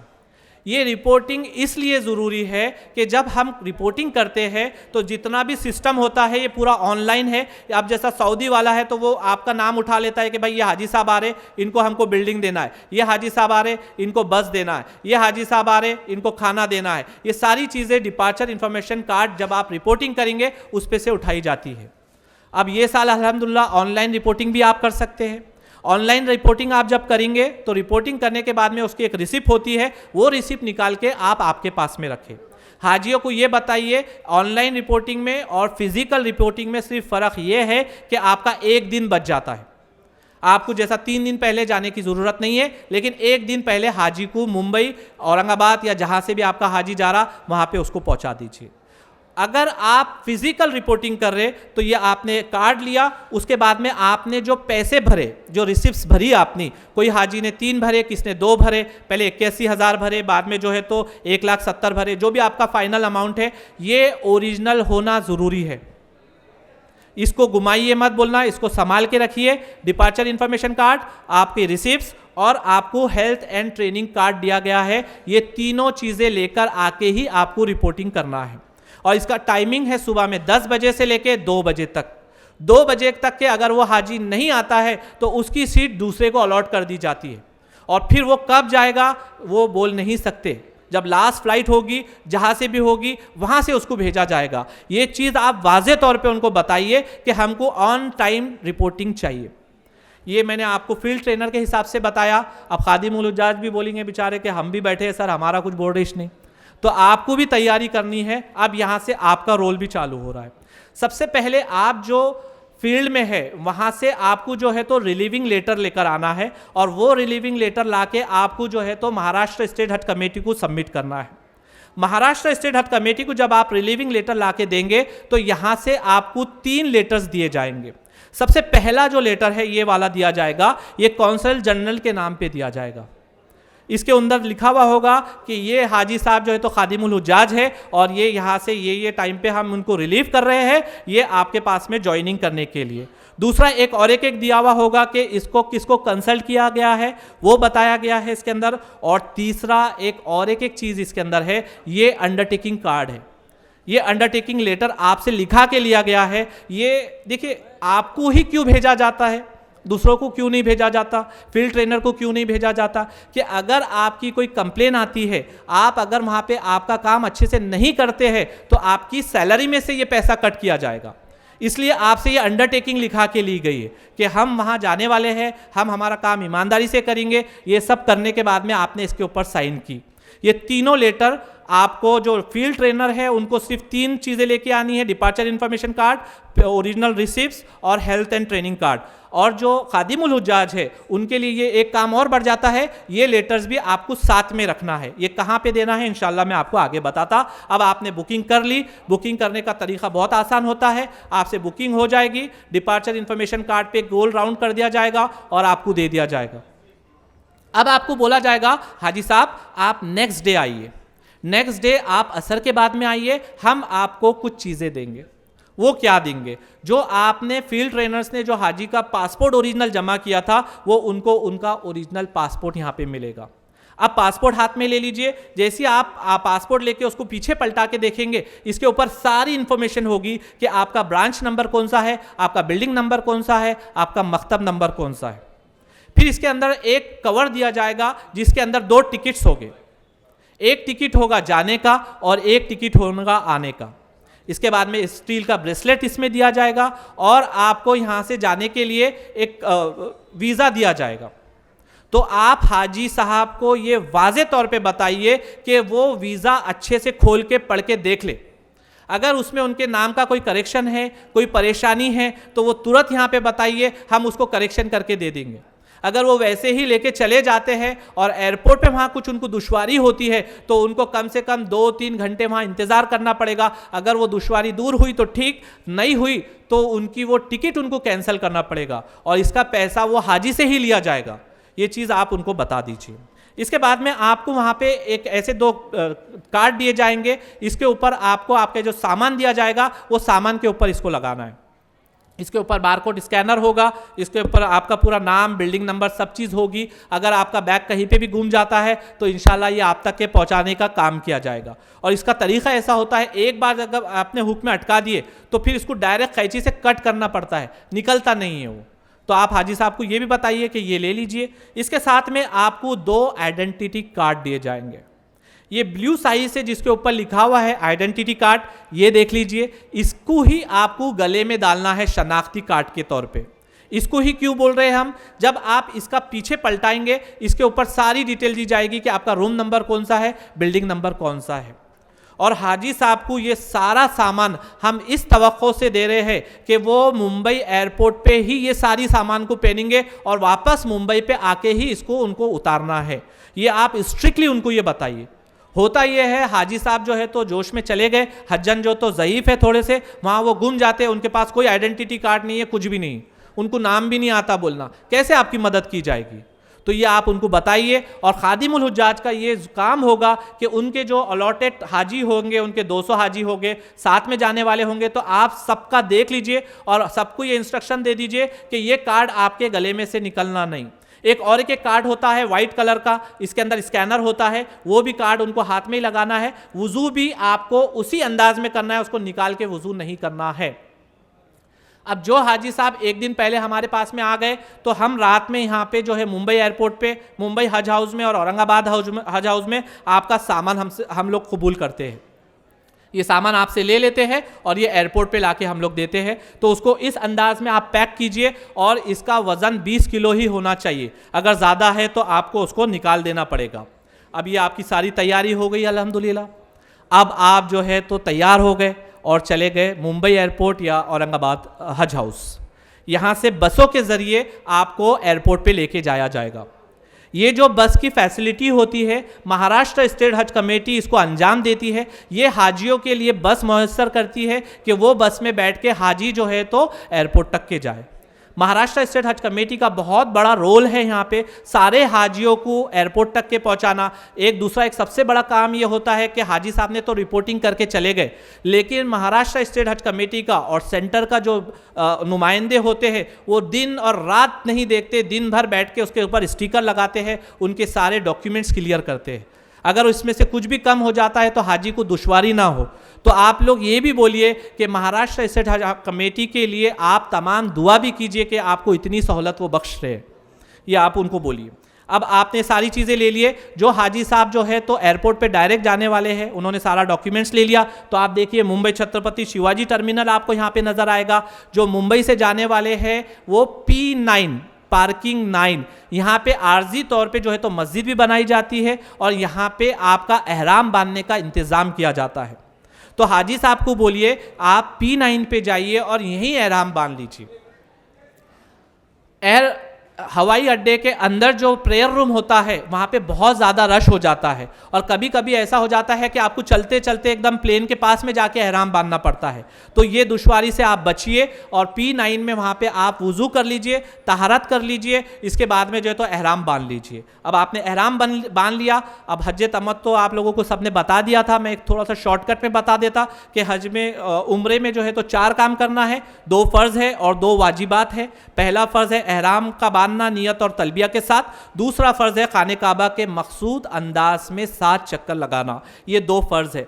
अगर ये 2 फ़र्ज़ में से एक भी आगे पीछे हुआ तो उनका उम्रा नहीं होगा और वो गुनहगार भी होंगे। ये चीज़ उनको बता दीजिए। अगर वाजिबात में से कुछ कम ज़्यादा होता है, यानी दूसरा वाजिब जो है, पहला वाजिब ये है सफ़ा मरवा की सही करना और हलक या खसर करना। अगर ये भूल जाते हैं, आगे पीछे होता है, तो बकरा दम दे के उसको सारी चीज़ें कर सकते हैं। इंशाल्लाह वो आगे जो आएंगे वो डिटेल में बताएंगे उसको। अब आपको यहाँ पे 2 रकात नमाज दफील है, ये आपने पढ़ ली। अब आपको आपका सामान ट्रॉली पे रख दिया गया है। अब ये चीज़ आप बताइए, जो छोटे विलेजेस से आते हैं वो फर्स्ट टाइम एयरपोर्ट पे जा रहे हैं, उनको ये नहीं मालूम होता है कि ये ट्रॉली कैसे चलती है। ये ट्रॉली में ब्रेकिंग सिस्टम होता है, तो उनको ये बताइए कि ये ब्लू कलर से जो दबाते हैं नीचे, ये दबाएंगे तो इसके बाद में ही आपकी ट्रॉली रिलीफ होगी और आगे जाएंगी। अगर इसको नहीं दबाया तो वो आगे नहीं जाएगी। आप उनको ये बता दीजिए। जो गेट नंबर्स अलॉट होते हैं वो बता दीजिए कि 3 नंबर से जाना है तो 3 नंबर से जाइए। इसमें एक ख़ास चीज़ आप उनको ये बताइए कि हम इतने बड़े सफ़र पे जा रहे हैं। आप हाजियों को ये बोलिए कि आप लोग इतने बड़े सफ़र पे जा रहे हैं। ऐसा मत बोलिए कि वो हज्जन को तो कुछ समझता ही नहीं, पूरे पासपोर्ट टिकट पैसे सब हाजी साहब ने ले लिए। अब जब लाइन लगी तो हाजी साहब चले गए अंदर, अब हज्जन है बाहर। अब हज्जन अंदर कैसे जाए? वहाँ पे सिक्योरिटी अमला जो है तो आपका पासपोर्ट टिकट ये सब चीज़ चेक करके ही अंदर छोड़ता है। तो आप उनको ये बताइए कि आपका सामान आपके पास रखिए, उनका सामान उनके पास रखिए। उनका पासपोर्ट टिकट वीज़ा सब उनके पास दे दीजिए। अब ये सबसे पहले आपका पासपोर्ट चेक हो गया, वीज़ा टिकट चेक हो गया। अब अंदर आपको छोड़ा गया, आप ट्रॉली ढकेलते हुए आप अंदर गए। अंदर जाते ही आपको आपके सामान की स्कैनिंग करनी पड़ती है। अब हमने हाजी साहब को समझाया था भाई इसके अंदर ये चीज़ें मत रखो, लेकिन कुछ हाजी साहब ने रख लिए। अब उन्होंने एक्सक्यूज़ भी ऐसा देते, बोले हम थोड़ा दावतों में ज़्यादा मशगूल थे, बोले, और हम दावतों खानों में परेशान थे। अब हमारी बहू ने जो है ना पैकिंग कर दी। तो अब मैं काजी साहब को कहूँगा कि भाई बहू के लिए भी एक ट्रेनिंग का सेशन रखिए कि बहू को भी बताए क्या सामान उसमें ले जाए क्या ना ले जाए। तो ये देखिए, ये ऐसा सामान वहाँ पे खुल जाता है और ऐसा वहाँ पे आपका सारा सामान वहाँ पे निकाला जाता है। तो पावर बैंक भी इसके अंदर आप मत रखिए। जो हाजी साहब व्हील चेयर का इस्तेमाल कर रहे हैं उनके लिए खुसूसी हिदायत ये है कि ये व्हील चेयर आपके सामान में शुमार नहीं होता है। जो 20-20 किलो के जो बैग है आपके, अगर आपकी 50 किलो की भी व्हील चेयर है तो ये आपके लगेज में काउंट नहीं होगी वजन के अंदर। तो आप ये फ्री में लेकर जा सकते हैं, लेकिन इसको ले जाने का तरीका है। इसको आप खुला लेकर नहीं जा सकते, इसको आपको ऐसा रैपिंग करना पड़ता है। और एयरपोर्ट पे जो रैपिंग होती है वो बहुत महंगी होती है। तो आप रैपिंग के जो टेप्स है, बंडल है, वो साथ में रखिए। जैसे ही आप वहाँ पहुँच गए उसको रैप कर लीजिए। इसके साथ में एक और हिदायत उनको ये दीजिए कि बड़ी सी जंजीर साथ में रखें और एक छोटा लॉक साथ में रखें। ये क्यों रखना है? जब आप हरम शरीफ में अंदर गए और आपने सोचा कि मैं यहाँ नीचे बैठूँ थोड़ी देर, और व्हीलचेयर आपने वहाँ पे रखे, तो वो व्हीलचेयर वापस इंडिया आए तक मिलती नहीं आपको। वहाँ छोटे छोटे बच्चे भागते रहते, उठाते लेके चले जाते। इसलिए आप उनको बोलिए कि बड़ी सी व्हीलचेयर लेके जंजीर लेके जाइए, एक पिलर्स होता है वहाँ पे लगा के उसको लॉक कर लीजिए। जब हरम शरीफ से आएंगे उसको वापस लेकर आइए। अब आपके सामान का वज़न होगा यहाँ पे, अगर 20 किलो है तो ठीक है, ज़्यादा अगर हुआ तो आपको निकालना पड़ेगा या एक्सेस अमाउंट वहाँ पे भरना पड़ेगा। तो एक्सेस अमाउंट से बचने के लिए आप उनको ये सारी हिदायतें दीजिए कि 20 किलो के अंदर ही आपका सामान होना चाहिए। अभी आपने कर लिया, इसके बाद में आपको जाना पड़ता है आपका इमिग्रेशन के लिए। यहाँ से आपसे कुछ सवालात पूछे जाते हैं और आपके पासपोर्ट के ऊपर स्टैम्प मारा जाता है। वो पासपोर्ट पे स्टैम्प देख लीजिए। फिर आपका होगा कस्टम में कुछ सवालात आपसे पूछे जाते हैं। ये देखिए, मैं इंटरनेशनल रूल आपको बता रहा कि अगर हम फॉरेन में जब ट्रैवल करते हैं तो हम सिर्फ 25,000 रुपये इंडियन करेंसी लेके जा सकते हैं। 25,000 रुपये से ज़्यादा नहीं लेके जा सकते। आप जो भी कंट्री में जा रहे हैं उसको आपको कन्वर्ट करना पड़ता है। अब हम सऊदी जा रहे हैं तो हमको सऊदी रियाल में उसको कन्वर्ट करना पड़ता है। तो फी हाजी 25,000 इंडियन करेंसी आप लेके जा सकते हैं। इससे ज़्यादा लेके जाना है तो आपको उसको रियाल की शक्ल में कन्वर्ट करना पड़ेगा। दूसरी एक चीज़ यहाँ पे ये बताइए कि अगर आप पहले तो उनको ये बोलिए सोना चांदी ये लेके मत जाओ। फिर भी अगर हाजी को लेकर जाना है तो एक डिक्लेरेशन फॉर्म होता है वहाँ पे कि भाई हम सोने का 3 तोले का या 10 तोले का हार लेकर जा रहे और यही हम वहाँ से वापस लाएंगे। अगर आते वक्त कस्टम ड्यूटी वाले ने आपको अगर पकड़ा तो 33% कस्टम ड्यूटी भरना पड़ती है। 1 लाख का सोना है, 33,000 रुपये उसको कस्टम ड्यूटी भरना पड़ती है। ये आप उनको बता दीजिए। उसके बाद में आपको अंदर छोड़ा जाएगा। ऐसे ही अंदर हाजी साहब जाते हैं तो उनको ये बताइए कि ऐसे बड़े बड़े बॉक्स होते हैं, इसे सिक्योरिटी का अमला बैठा हुआ होता है, यहाँ से हाजी साहब को अंदर से गुजरना होता है। और बाजू में आपको नज़र आ रहे पुलिस वाले बैठे हुए हैं, यहाँ पे आपको आपके बैग रख देना पड़ता है, चार्जर जो भी आपके पास में है, मोबाइल एक ट्रे के अंदर यहाँ पे डालना पड़ता है। इसमें एक जो खुसूसी हिदायत है कि जो आपके ओल्ड एज हाजी है उनको मालूम नहीं होता है कि मोबाइल का कैसे इस्तेमाल करें, लेकिन वहाँ पे हमको एंड्रॉयड मोबाइल लेके जाना ज़रूरी है, तो बेचारों को उनको दे दिया जाता है ज़बरदस्ती के लेके जाओ बोल के। अब हाजी साहब को ऑपरेट तो करना दूर, उनका नंबर भी याद नहीं रहता। अब वहाँ पे जब स्कैनिंग हो जाती है तो लंबे लंबे लाइन लगी हुई रहती है मोबाइल की, अरे ये किसका है नंबर भी नहीं मालूम। तो उनको आप ये हिदायत दीजिए कि ये जैसा ट्रांसपेरेंट कार्ड ये लगाया आपने कवर, इसके अंदर आपका कवर नंबर, मोबाइल नंबर और नाम ये वाज़े तौर पे लिख लीजिए। तो जब ये वहाँ पे रखा हुआ होगा तो उनको दुश्वारी नहीं होगी ढूंढने के लिए, वो उनको मिल जाएगा। इसी तरीके से ये बॉक्स में से अंदर जाएंगे, हाजी साहब को हाथ ऊपर करने लगाते और वो आले से पूरा चेक करते, सर पे ऐसा गोल गोल घुमा के चेक करते, उनको कोऑपरेट कीजिए। दूसरी चीज़ ये होती है कि लेडीज़ को भी यहाँ पे पूरी उनकी सिक्योरिटी जांच होती है।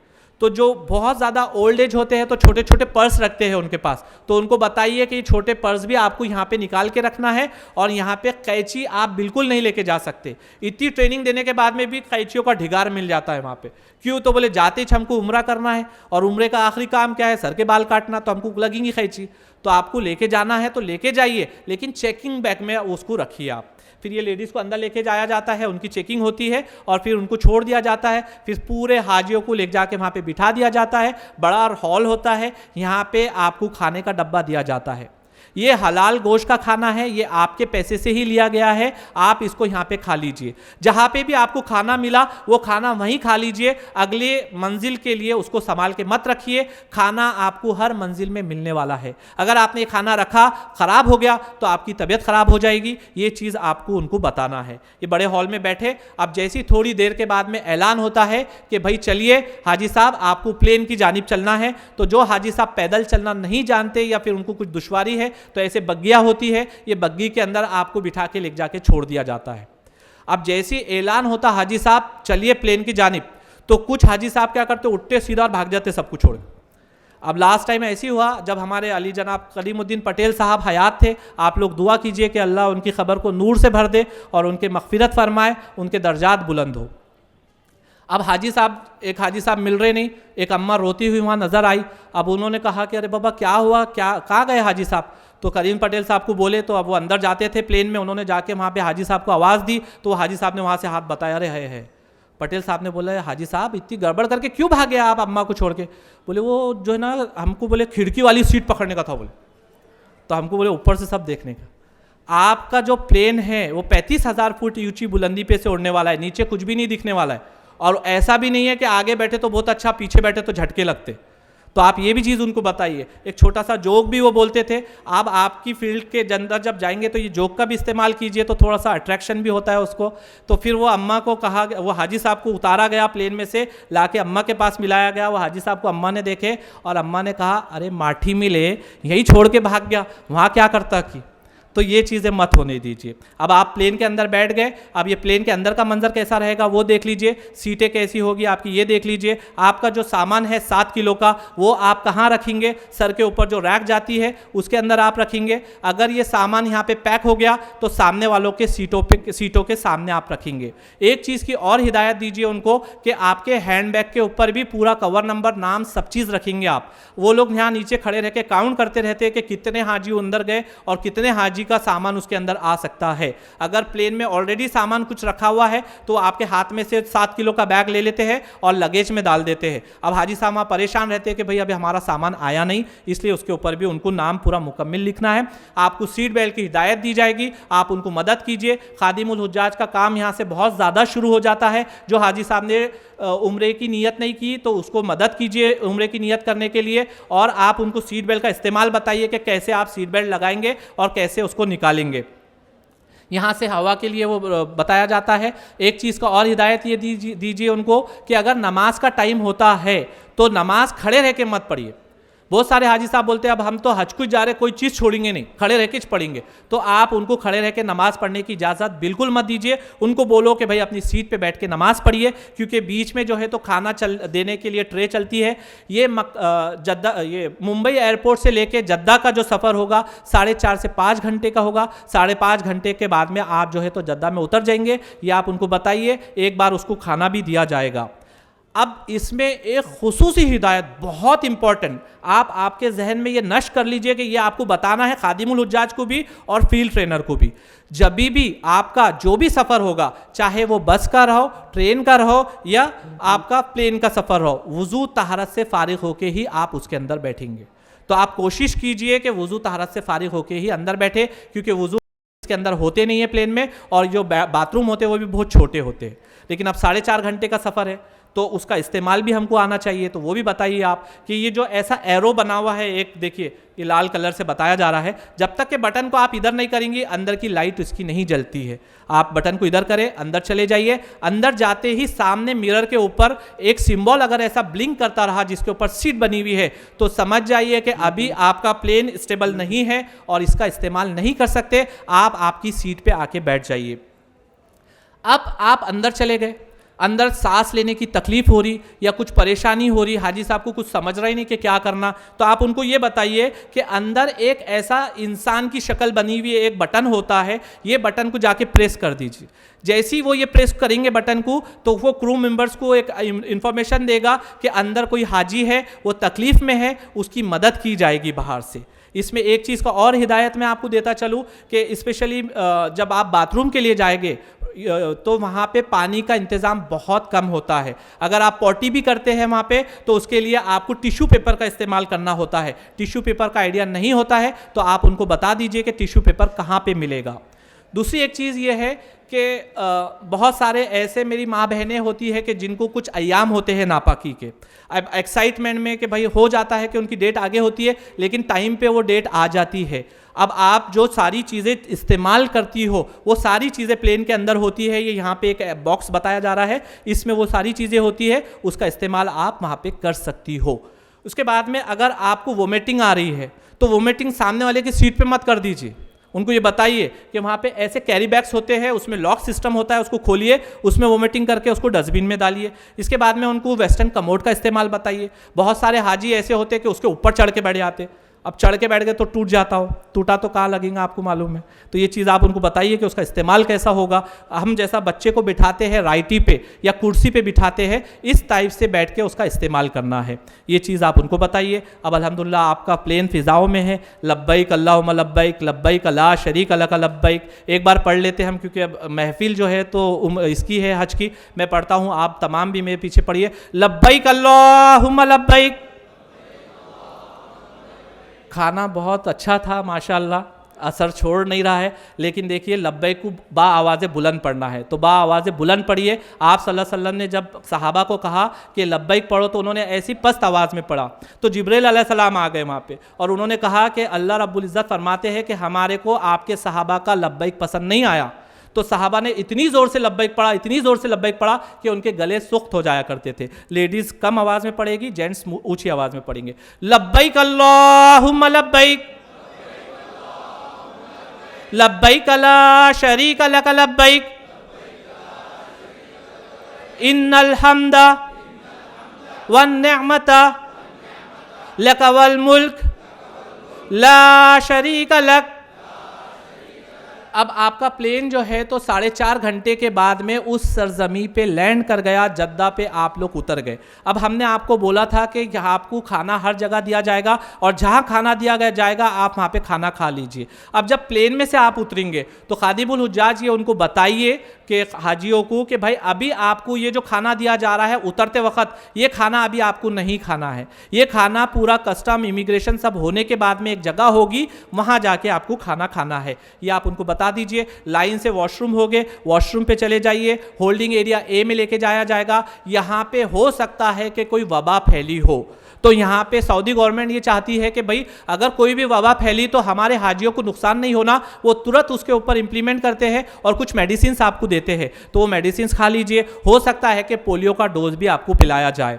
अब हाजी साहब बोलेंगे कि भाई हमने पोलियो का डोज बॉम्बे में भी पिया, यहाँ पे भी पिया, हमको बच्चे तो नहीं समझ रहे। तो आपको बच्चे नहीं समझ रहे, ये आपके सेहत के लिए उन्होंने आपको पिला रहे, वो आप बता दीजिए। यहाँ पे आपको कस्टम की एक लाइन लगानी पड़ती है। इसमें एक चीज़ का ख्याल रखिए कि आपको ये जो पट्टी होती है पीले कलर की, एक पैर पे नीचे बताई जाएगी, वो पट्टी के पीछे खड़े रहना है, ये पट्टी के आगे मत आइए। पट्टी के आगे आ गए तो वो चिड़ के पीछे ढकेल देते हैं और फिर आपको डबल से लाइन लगानी पड़ती है। ये आप बता दीजिए। यहाँ पे सबसे पहले आपका पासपोर्ट चेक होगा, आपके दोनों अंगूठों का थंब लिया जाएगा, आपकी आंखों की भी जो है तो फोटो ली जाएगी। ये सारी चीज़ें उनको बता दीजिए। यहाँ पे खादिमुल हुज्जाज के लिए स्पेशल एक काम और बढ़ जाता है कि आपका अगर कोई हाजी है उसका पासपोर्ट गुम जाता है या कोई मसला होता है तो आप वहाँ पे एक लेटर बनता है, वो लेटर बना के आप साथ में ले लेंगे और हाजी को दे देंगे कि भाई ये आपका जो है तो पासपोर्ट गुम गया, इसके लिए आपको वहाँ से एक लेटर मुहैया करना पड़ता है।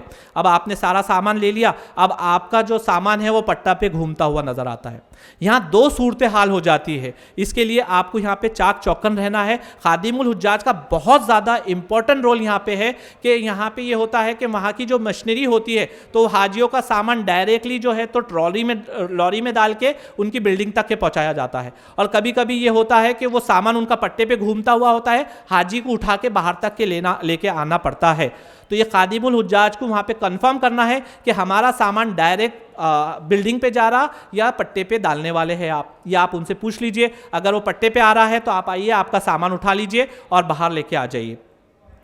अगर कोई हाजी साहब का सामान मिसिंग होता है तो मिसिंग के लिए ऐसे जो आपके सामान यहाँ पे कबूल किया गया है उसकी चिट्ठी आपके टिकट के पीछे लगी हुई होती है, ये संभाल के रखना होता है। तो आप उनको बताइए, वहाँ के जो नुमाइंदे होंगे उसके ऊपर वो नंबर लिखेंगे कि ये नंबर का सामान आ गया और ये नंबर का सामान नहीं आया। अगर ये बिना एंट्री के हाजी वहाँ से निकलता है तो उसकी सामान की जिम्मेदारी हज कमेटी ऑफ इंडिया, स्टेट हज कमेटी की या खादिमुल हुज्जाज की नहीं रहेगी, ये आप उनको बता दीजिए। फिर आप बाहर आइए, आप हिंदुस्तानी रहनुमाई में, हिंदुस्तानी झंडे की रहनुमाई में बाहर आइए। बाहर आने के बाद में एक C10 पे हमारा एक ऑफिस है, वहाँ पे मेडिकल ऑफिस भी है और आपकी नुमाइंदगी के लिए बंदे भी वहाँ पे बैठे हैं। कोई हाजी साहब को कुछ मेडिकल इमरजेंसी आ जाती है तो C10 ये आप एयरपोर्ट पे जाइए, यहाँ पे इंशाल्लाह आपकी वहाँ पे मदद की जाएगी। अब ये पूरा काम हो गया। ये काम करने के लिए मैंने आपको फटाफट बता दिया क्योंकि टाइम मेरे पास कम है, स्लाइड्स बहुत ज़्यादा है, तो जितना हो सक रहा मैं आपको थोड़ा शॉर्ट में बता रहा हूँ। अब इसमें आपको यहाँ पे बिठाना है। यहाँ बिठाने के बाद में जो आपको खाने का डब्बा दिया गया था वो खाने का डब्बा हाजियों को यहाँ पे खिला देना है, क्योंकि जद्दा से लेके मक्के मुकर्रमा तक का सफ़र 4 से 5 घंटे भी इसको लग सकते हैं ट्रैफिक के उसमें, या फिर थोड़ा सा रुक के भी लेकर जाते हैं वो गाड़ियों को। तो यहाँ पे हाजी साहब को खाना खिला दीजिए, वुजू तहरा से फारिग कर लीजिए, फिर उनको बस में बिठा दीजिए। अब आपने जो ट्रॉली पे ढकेलते हुए बाहर बैग लेकर आए थे तो उसको ये लॉरी के अंदर रख दीजिए। अब इसमें एक चीज़ ये होती है कि सब हाजी जो है तो उनके बैग लेकर आते हैं, हैंड बैग, और कुछ हाजी वहाँ वॉलंटियर्स होते हैं, वो मदद के लिए आगे आते हैं, तो हाजी साहब उनके पास में बैग दे देते और बाद में जो हैंड बैग है वो लेते ही नहीं। फिर मक्का मुकर्रमा में 10 से 15 दिन के बाद में उनका हैंड बैग मिलता है, तो अपना हैंड बैग अपने हाथ में ही रखिए। ये आप उनको खादिमुल हुज्जाज स्ट्रिक्टली ये बोलिए कि अपना बैग अपने हाथ में रखिए। अब जैसे आप बाहर आ गए, यहाँ से आपके पासपोर्ट को सेव कर दिया जाता है। मौल्लिम का जो बंदा होता है, नुमाइंदा होता है, वो आप तमाम के पासपोर्ट ले लेता है उसके पास, हाजी गिनता है और बस में बिठा देता है। बस में बिठाने के बाद में अब आपकी बस जो है तो सीधा चली मक्के मुकर्रमा की जानिब। अब ये जो आपको नज़र आ रहा है रिहाल की शक्ल में, ये जो है तो ये हरम की चेक पॉइंट है। यहाँ नीचे जो तो लाइटें लगी हुई है। जो हाजी साहब हज कमेटी ऑफ इंडिया के ज़ेरे निगरानी, महाराष्ट्र स्टेट हज कमेटी के ज़ेरे निगरानी जा रहे हैं तो उनके जो बस होती है, बस के ऊपर एक स्टिकर लग जाता है कि ये हाजी महाराष्ट्र स्टेट हज कमेटी के ज़ेरे निगरानी आए हैं, तो आपकी बसों को वहाँ पे नहीं रोका जाएगा, आपकी बसें डायरेक्ट अंदर चले जाएगी। लेकिन आप ये हाजी साहब को बताइए कि अगर आप ताइफ जाते हैं या जिद्दा जाते हैं तो आप आपके शनाख्ती कार्ड, ये सारा सामान आप आपके साथ में रखो। आप जब वापस आएंगे तो आपकी 100% वहाँ पे चेकिंग होगी। अगर आपके पास में शनाख्ती कार्ड नहीं है, ब्रेसलेट नहीं है, तो आपको वहाँ से यू टर्न लेके वापस जद्दा भेज दिया जाएगा। फिर आपको मौल्लिम से कांटेक्ट करना पड़ेगा, बहुत ज़्यादा दुश्वारी होगी। पहले तो आप उनको कोशिश ये कीजिए कि हरम शरीफ की नेकी 1 लाख की है और वो कहाँ से शुरू होने वाली है वो इंशाल्लाह मैं आपको बताता हूँ। तो आप जद्दा ताइफ जाने की कोशिश मत करो, बाद में एक घूमने के लिए जाना है तो बाद में हज के बाद में बोले तो अलग से जब आएंगे आप उम्रे के लिए, जब जाइए आप उनको ये बताइए। अब ये हुदूद हरम है, ये बताइए आप। और जब बस में अगर आप भी बैठे हुए होंगे, जा रहे होंगे, तो यहाँ से बाहर आप रहेंगे तो एक नेकी का बदला 1 लाख है। जैसे ही इसके अंदर आप जाएंगे तो एक नेकी का बदला 1 लाख यहाँ से चालू होने वाला है, वो आप बता दीजिए। वहाँ से डायरेक्ट वो आपकी बस को लेके मौलिम के दफ्तर पे आएगा, यहाँ पे आपका इस्तकबाल होगा, आपको जो है तो पीला फित्ता दिया जाएगा और उसका कार्ड दिया जाएगा। ये कार्ड ले लीजिए और पीला फित्ता अपने हाथ में पहन लीजिए और 3 से 4 दिन के बाद में आपको इकामा जारी किया जाएगा। इकामे का मतलब होता है कि इनके पासपोर्ट हमारे पास जमा है और ये यहाँ पे हज करने के लिए आए हैं। अब आपकी गाड़ी सीधा जद्दा में चले गई, अजीज़िया में चले गई। ये अजीज़िया का नक्शा होता है, ये नक्शे के अंदर आपकी बिल्डिंग कौन से साइड में है, कहाँ से जाना है, वो एकदम डिटेल दिया गया है उसके अंदर। तो ये खादिमुल हुज्जाज ये नक्शे को अच्छे से समझिए और ब्रांच ऑफिस से जाके ये नक्शे वहाँ से हासिल कर लीजिए। मीना के नक्शे हासिल कर लीजिए, अजीज़िया के भी नक्शे वहाँ से हासिल कर लीजिए। अब उसने सीधा आपको लाके आपकी बिल्डिंग पे छोड़ा, ये आपकी बिल्डिंग है। पहला खाना देना और पहला उम्रा कराना ये मौलिम की जिम्मेदारी होती है, वो आपको खाना देगा। आपका स्टिकर लगा हुआ होगा बिल्डिंग का, वहाँ पे आ जाइए। यहाँ पे आपको 4 स्क्वायर मीटर जगह मिलेगी, यहाँ पे एसी मिलेगा, कमरे में बेडशीट मिलेगी, गद्दा मिलेगा, सारी चीज़ें आपको यहाँ पे मिलेगी। यहाँ पे आपको किचन मिलेगा, किचन के अंदर आपको गैस भरी भराई मिलेगी पहली बार में, और दूसरी बार में भी कोई मौलिम होता है जो 2 बार गैस भरी भराई देता है। तो ये 30 हाजियों पे एक किचन दिया जाता है। अब आप बोलेंगे 30 हाजियों पे एक किचन, हमने कब पकाना? तो पूरे हाजी एक साथ तो नहीं पकाते, थोड़ा थोड़ा टाइम में खाना पकाते। तो उनको बता दीजिए कि आपको कैसा इसका इस्तेमाल करना है। इसमें एक चीज़ का ख्याल रखिए, ये किचन बहुत लविश और आलीशान नहीं होगा। एक छोटा सा टेबल रखा हुआ होगा, उसके ऊपर ही गैस रखी हुई होगी। अब हाजी साहब क्या करते, अपने यहाँ पे क्या होता कि रोटी भी ऊपर बना के वहाँ सेकने की आदत है, तो वो क्या करते, नीचे ले लेते उसको। तो यहाँ पे पिछले टाइम एक हादसा हुआ था कि वहाँ पे वो एक अम्मा थे, उन्होंने क्या किया, गैस को उठा के नीचे ले लिए, नीचे बनाए और उसका पाइप निकल गया। अब पाइप निकलते हुए पूरे उसमें गैस का पाइप गोल गोल गोल गोल घूम रहा है। तो हाजी साहब जो खादिमुल हुज्जाज है वो फायर एक्सटेंशन को कैसा यूज़ करते, उसका इस्तेमाल यहाँ से सीख के जाइए, क्योंकि ये आपके जिम्मेदारी में 200 हाजी जाने वाले। तो आप अगर कुछ ऐसा खुदा ना खास्ता हुआ तो उसको कैसा ओपन करेंगे, क्या करेंगे, ये चीज़ आप वहाँ से सीख के जाइए। अब वहाँ पे लाइन से दुकानें रहती है, खाना आप ख़रीद के भी खा सकते हैं, ये बताइए। इसके बाद में आप बताइए कि वहाँ पे पानी बहुत महंगा है और बहुत दूर से लाया जाता है। जब भी आप वॉशरूम का इस्तेमाल करेंगे, टैप खोल के देख लीजिए इसमें पानी आ रहा है या नहीं आ रहा है। इसके बाद में आपको लिफ्ट का इस्तेमाल कैसा करना है वो सिखाइए, या आप बता दीजिए उनको कि लिफ्ट का इस्तेमाल कैसा होता है। एक्सीलेटर जिसे खुदकार सीढ़ियाँ कहा जाती है कि खड़े हो जाए तो डायरेक्ट ऊपर जाता है, पीला पट्टा कैसा होता है, वो सारी चीज़ें आपको उनको बताना है। ये सब चीज़ कर लिया आपने। अब पूरे हाजियों को लेकर आप नीचे उतर जाइए। जैसे ही आप नीचे उतरे तो वहाँ का जो निगरानगाह होता है जिसे हारिस कहा जाता है, वहाँ जाइए। वहाँ पर एक वाईफाई का पासवर्ड होता है, ये ऐसा एक डिवाइस लगा हुआ होता है, वो डिवाइस में से आपका वाईफाई आप कनेक्ट कर ले सकते हैं, आपका वाईफाई उससे कनेक्ट हो जाएगा। सब हाजियों को ऐसे जो कार्ड्स होते हैं वो कार्ड आप दे दीजिए। अब हरम शरीफ तक क्या आप जा सकते हैं, आपके अजीज़िया तक क्या आ सकते हैं, लेकिन अजीज़िया में आपकी बिल्डिंग आप कैसे ढूंढेंगे? तो इसके लिए अजीज़िया में ये आपका नक्शा होता है पीछे कि आपकी बिल्डिंग कौन सी जानिब है, ये सारी डिटेल उसमें दी जाती है, वो आप उनको दे देंगे। अब ये आपने पूरा काम कर लिया। अब मैं खादिमुल हुज्जाज के बारे में बताता हूँ कि आपने हाजियों को अच्छे से लेके गए, वहाँ ले जाके आपने उनको बिठा दिया। बिठाने के बाद में हाजियों को सब बता दिया आपने, उम्रे का तरीक़ा भी उनको बता दिया। अब आपका मेन काम यहाँ से शुरू होता है। जो यहाँ से महाराष्ट्र स्टेट हज कमेटी की जानिब से आपको 3 लेटर दिए गए, 3 लेटर मैंने आपको पहले बताया, ये तीनों लेटर है, ये तीनों लेटर ले लीजिए। उसके साथ में आपको आपके साथ में आपके 2 फोटोज़ कम से कम रखना है। अगर 4 रखे तो बहुत अच्छी बात है, लेकिन 2 फोटोज़ आपके साथ में आप रखेंगे।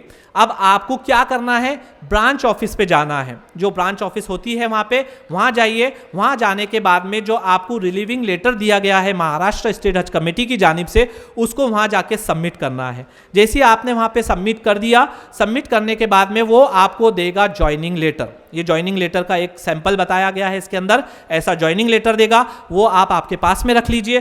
फिर वो आपको देगा एक आइडेंटिटी कार्ड। ये आइडेंटिटी कार्ड हमेशा आपके गले में रहना ज़रूरी है, ये आपके गले में रखिए। फिर आपको जो है तो अलग अलग टाइप के जो इसके अंदर वर्दी बताई गई है, जैकेट्स बताए गए हैं, ये जैकेट्स भी आपको पहनना है। पीछे हिंदिया अल हिंद खादिमुल हुज्जाज ऐसा लिखा हुआ होगा, आगे भी उसके ऊपर नक्शा होगा, ये जैकेट्स आपको वहाँ पे पहनना है। इसके बाद में खादिमुल हुज्जाज को वहाँ पे एक सिम कार्ड दिया जाएगा। ये सिम कार्ड जो है इसमें इंटर कॉलिंग फ्री होती है। आप कितना भी ब्रांच ऑफिस से आपका जितना भी ग्रुप होगा उसमें आप यहाँ पे बात कर सकते हैं, वो आप कार्ड ले लीजिए। सिम कार्ड, आइडेंटिटी कार्ड ले लिया आपने, जैकेट ले लिए, सिम कार्ड ले लिए, ये सारी चीज़ें आपको मिल गई। अब मैं आपको बताऊंगा कि आपको वहाँ पे क्या करना है खादिमुल हुज्जाज को।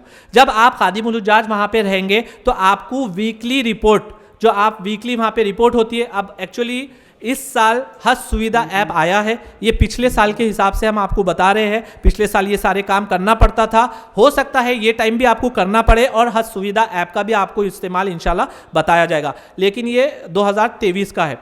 तो इसमें वीकली रिपोर्ट, इसके 4 जेरोक्स कॉपी आप कर लीजिए। डेली आप क्या क्या काम करने वाले हैं वो लिख लीजिए। जेरोक्स की फैसिलिटी जो है तो जारवाल में भी होती है और ब्रांच ऑफिस पे भी होती है। ये जो बिल्डिंग है हज कमेटी ऑफ इंडिया की है, सेंट्रल हज कमेटी की। वहाँ पे देखिए, यहाँ पे अगर आपका कोई भी काम रुक जाता है या पैसा गुम जाता है तो ये रिपोर्टिंग करने के लिए आपको इसी बिल्डिंग में आना पड़ता है।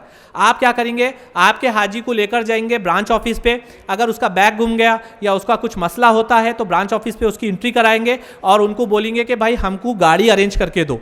वो आपको गाड़ी अरेंज करके देगा और ये जगह लेके जाएगा आपको। ये देख लीजिए, अब ये कुछ चीज़ें हैं, ये देख लीजिए आप अच्छे से। इसकी फ़ोटो लेना है तो वो भी ले सकते हैं आप। इसके अंदर आपको वीकली रिपोर्ट की पूरी डिटेल दी गई है, आपको कैसे भरना है, क्या भरना है वो आप भर लीजिए। इसके बाद में जो महाराष्ट्र स्टेट हज कमेटी को आपको सबमिट करना है कि हम वहाँ गए तो हमने क्या किया, कौन से हाजी के कौन से इशू थे, कौन से हाजी का क्या इशू हमने सॉल्व किया, वो ऐसा एक प्रोफार्मा होता है, वो भी आप यहाँ से ले लेंगे। अब देखिए आपको क्या क्या काम वहाँ जाने के बाद में करना है। पहला, उम्रा करने के लिए आपको हाजी की मदद करनी है, उनकी रहनुमाई करनी है। बहुत सारे हाजी ऐसे होते हैं वो उनका खुद का उम्रा करते हैं, जो आपके साथ आना चाहता है तो आपको उसका उम्रा करना है। तो ये सारी चीज़ें आप देख लीजिए।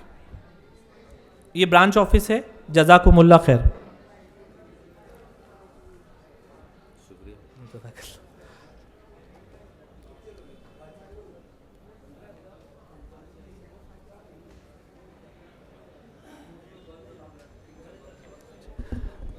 महाराष्ट्र स्टेट हज कमेटी के जो चेयरमैन साहब हैं, इनका कहना है, इनका नहीं, ये बहुत ज़रूरी है, लाजमी है। ये वाज़े तौर पे मैं आपको ये बता दूं कि आपको आपका जैकेट पहन के रहना है। मदीने मुनव्वरा में भी आपको रिपोर्टिंग करना है। रियाजुल जन्ना में जब आप लेके जाएंगे तो रियाजुल जन्ना में आपको टॉप 10 बोल के एक बिल्डिंग होती है, वहाँ से रियाजुल जन्ना की भी परमिशन लेनी है और हाजियों को वहाँ पर लेके जाना है। और लास्ट में आपको जब मदीने मुनव्वरा आप छोड़ेंगे तो रिलीविंग लेटर लेकर आना लाजिम है। अगर आपने रिलीविंग लेटर वहां से नहीं लिए तो यहां पे आपकी ज्वाइनिंग नहीं होगी। जब आप यहां ज्वाइनिंग नहीं होगे तो आप आपके जो पैरेलल कमिटी जहां से आए हैं आप वहां नहीं जा सकते हैं। अस्सलामु अलैकुम वरहमतुल्लाहि वबरकातुहू। बिस्मिल्लाहिर्रहमानिर्रहीम। क़ाल रब्बि इश्रह ली सदरी वयस्सिर ली अमरी वहलुल उक़दतम बिलिसानी यफ़क़हू क़ौली रब्बी ज़िदनी इल्मा रब्बी ज़िदनी इल्मा रब्बी ज़िदनी इल्मा। मैं आप तमाम का दिल की गहराइयों से इस्तकबाल करता हूँ। आप तमाम को पहले सेशन में हमने बताया कि आपका सफर कैसा होगा, कितने दिन का होगा, आप कहाँ पे जाएंगे, आपको क्या क्या करना है, सामान आपका कैसा होगा, आपको क्या क्या चीजें मिलने वाली है। और हमने आपको मक्का मुकर्रमा में आपकी बिल्डिंग तक के लाके छोड़ दिया था। अब मैं हमारा दूसरा सेशन यहाँ से स्टार्ट करूंगा। आप तमाम को मैं बताऊंगा कि अब आपको मक्का मुकर्रमा में क्या करना है। अब आप आपकी बिल्डिंग पे थे, बिल्डिंग पे अल्हम्दुलिल्लाह आपने आपकी तैयारी की, आप नीचे उतरे। जैसे ही नीचे आप उतरेंगे तो आपको वहां पे हारिस मिलेगा। ये हारिस आपकी बिल्डिंग का निगरानगाह होता है, उससे आप मिल लीजिए। यहाँ पे कुछ कार्ड होते हैं, विजिटिंग कार्ड, वो कार्ड आप उठा लीजिए। अब आपने कार्ड उठा लिए। आप अगर चाहते हैं आपके मोबाइल को वाईफाई से कनेक्ट करना तो वहां पे वाईफाई का पासवर्ड होता है, आप उससे पूछिए कि हम वाईफाई को कैसे कनेक्ट करें और हमें आप पासवर्ड दीजिए।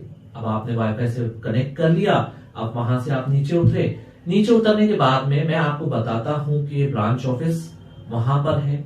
यहाँ पे आपको कौन सी सर्विसेज मिलने वाली है। अगर अल्लाह ना करे आपकी तबीयत खराब हो जाती है तो वहां पे हॉस्पिटल है।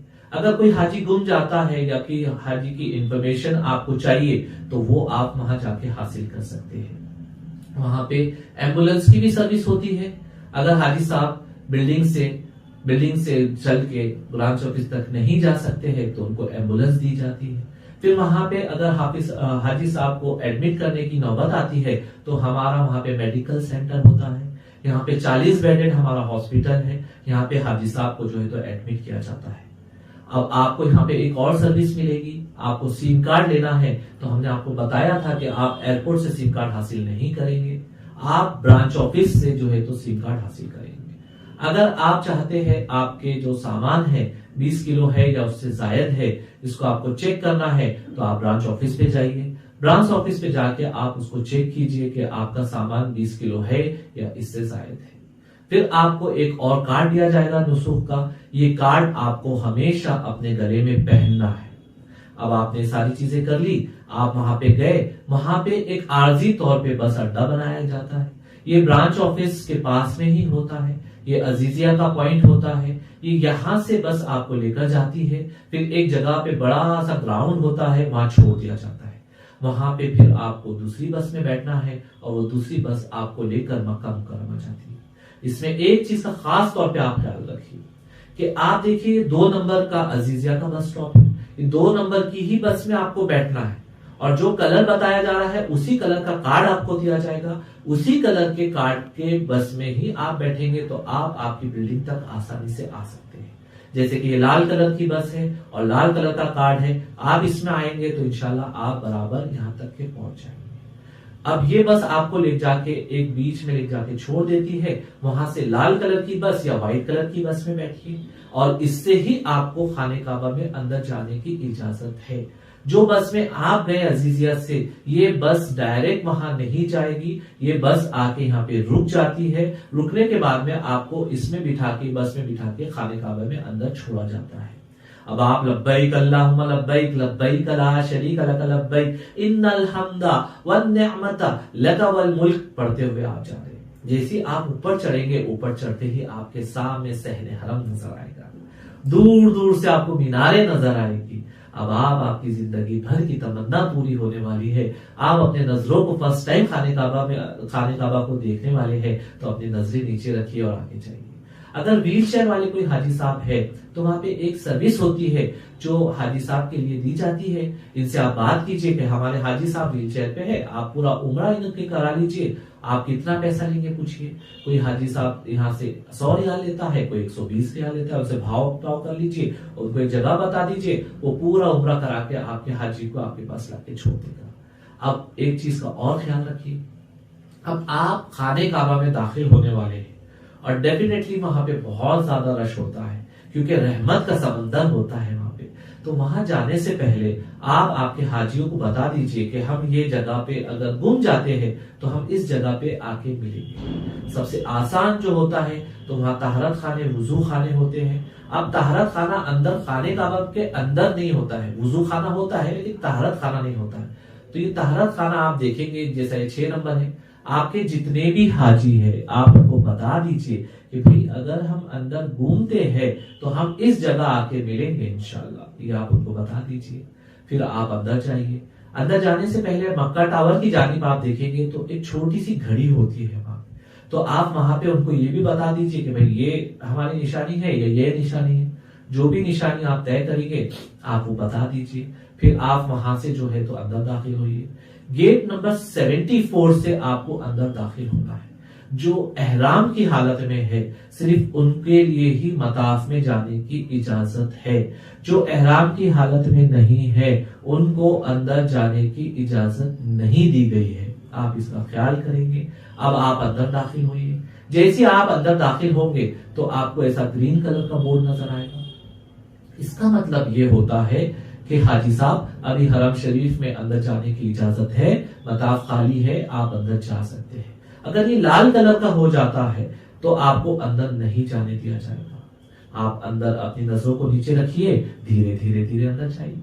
जैसे आप अंदर जाएंगे तो आपके सामने ऐसा बोर्ड नजर आएगा, आपको यहाँ पे इस पे सारी डिटेल दी गई है कि अगर आपको मताफ में जाना है तो आप कौन से जानिब से जाएंगे। तो आप राइट टर्न ले लीजिए और आगे जाइए। जैसे आप आगे जाएंगे तो एक बड़ा सा बोर्ड आपके सर पे नजर आएगा। यहाँ पे लिखा होगा कि मताफ स्टार्ट हियर, यहाँ से मताफ स्टार्ट होता है। तो वहां जाने के लिए आपको खुदकार सीढ़ियां होती है, खड़े हो जाइए, डायरेक्ट आप नीचे उतर जाएंगे, या बाजू से छोटी सीढ़ियां होती है, वो सीढ़ियों से आप नीचे चले जाइए।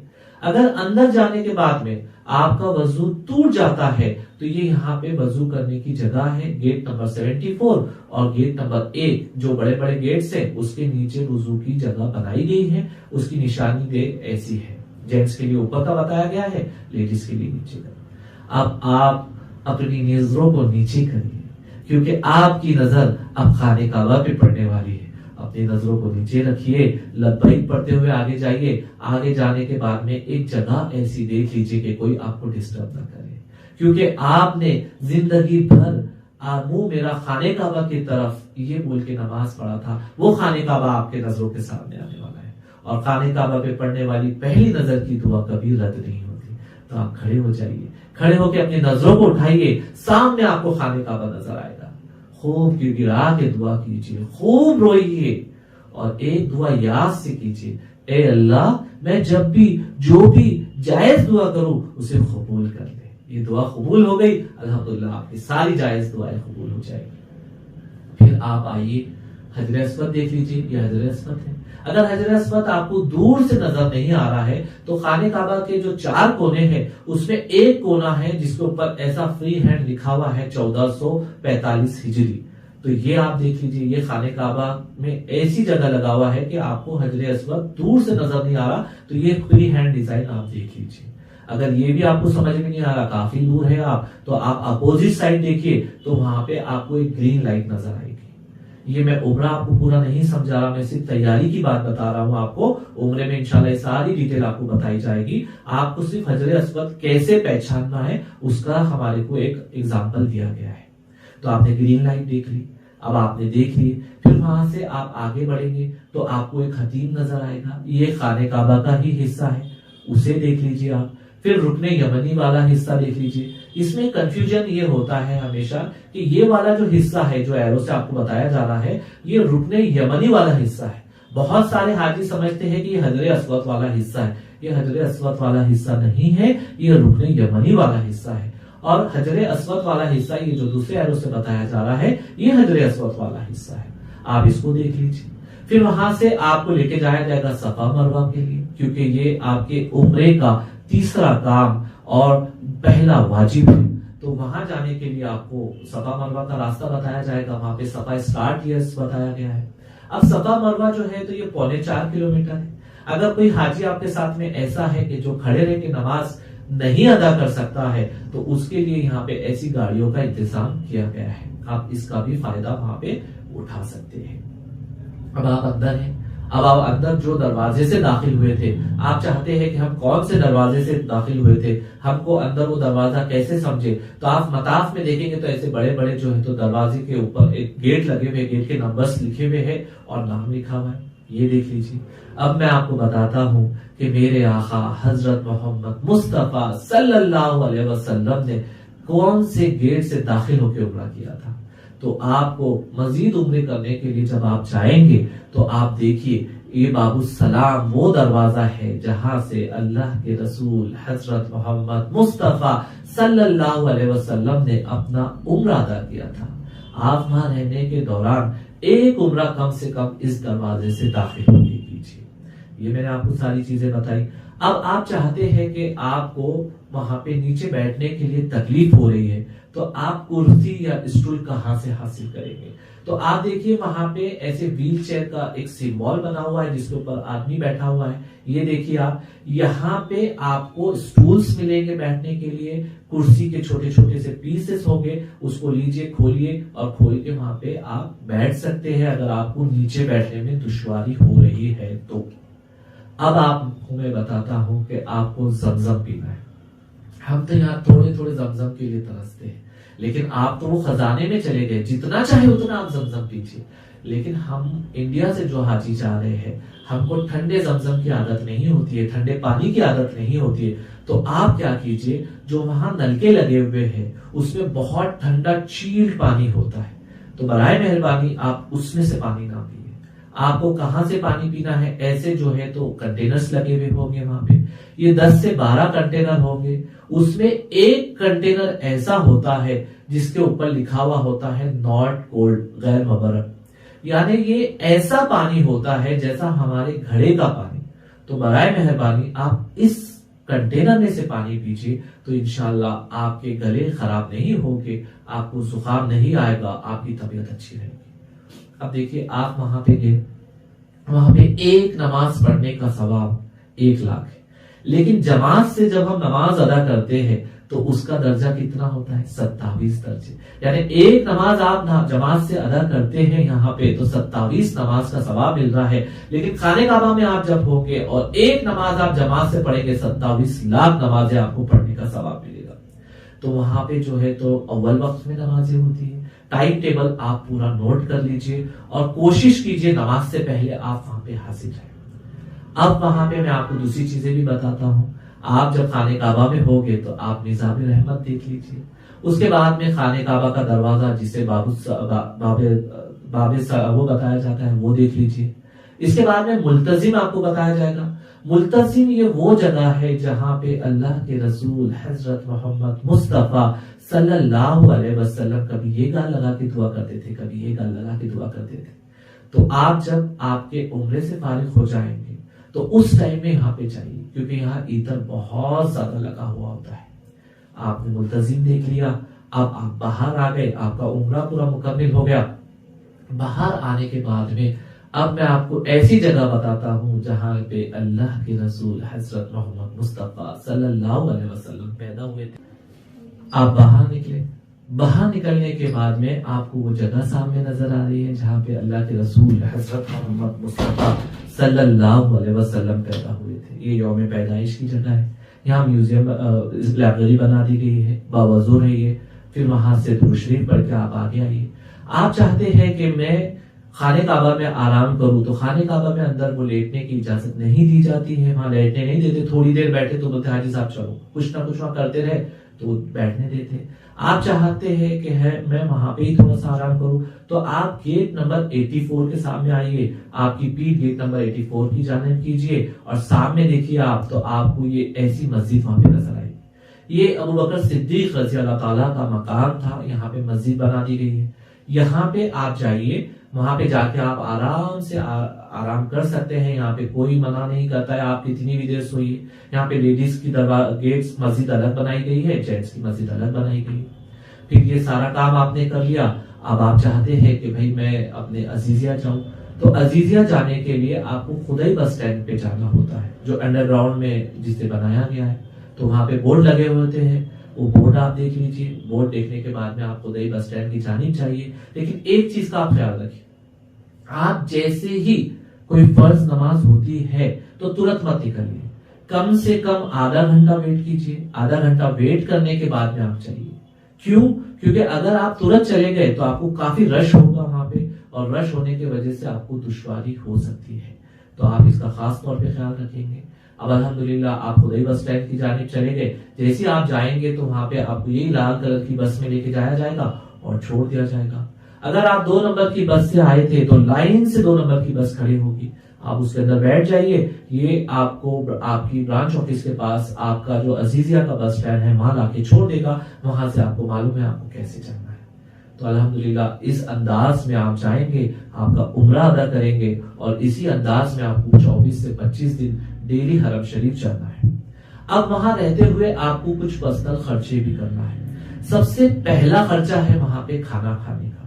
देखिए हाजी साहब, वहां पे आप होटल में खरीद के खा सकते, आपने यहाँ से पकाने का थोड़ा बहुत सामान लेके गया, वहां आप बना खाना खा सकते, गैस आपको मिलने वाली है, किचन आपको मिलने वाला है। लेकिन हम पकड़ते हैं कि आप होटल में ही खाना खा रहे, तो एक हाजी को कितना खर्चा आएगा वहां पे?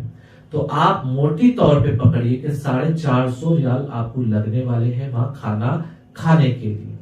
तो आपको फी हाजी 450 रियाल खाने के अलग से रखना है। फिर आपको वहां पे कुर्बानी देनी है। कुर्बानी ये आपकी इबादतों से जुड़ा है, आपको हुदूद हरम में ही कुर्बानी देना पड़ेगा हज के अय्याम में। तो वो कुर्बानी का पैसा आपको साथ में रखना है। 700 रियाल आपने वो रख लिए। ये आपने 450 रखा और 700 रियाल, ये हो गए आपके साथ 1150 रियाल हो गए आपके। अब अगर आपने कुर्बानी हज कमेटी ऑफ इंडिया की जानिब से की तो वो कुर्बानी आपकी हो जाएगी, लेकिन बहुत सारे हाजी वहां जाके कुर्बानी करना चाहते हैं, तो उनको जाने का तरीका मैं बताता हूँ मैप के जरिए। ये आपने मीना का मैप आपके सामने है, आपने शैतान को कंकड़ी मारी, वहां से ही आप बाहर निकले, ये एरो के जरिए आपको बताया जा रहा है, लेफ्ट हैंड साइड से आपको जाकर निकलना है बाहर और सीधा सीधा सीधा आपको चलना है। ये कम से कम 2.5 से 3 किलोमीटर दूर है वहां से कुर्बानगाह से।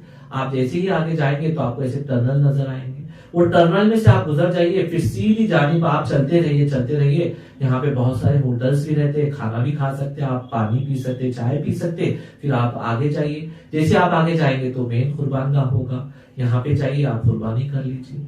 अब कुर्बानी करने के बाद में जब आप वापस आएंगे तो बहुत सारी वहां से बस की सर्विस या वहां पे जो है तो छोटे बच्चे ये टैक्सीज भी मिलती है, तो टैक्सी में बैठिए, आप उनको बोलिए कि हमको कुबरी अब्दुल अजीज पे छोड़ दीजिए, वहां पे आइए, वहां से आप आपके खेमे में आसानी से आ सकते हैं।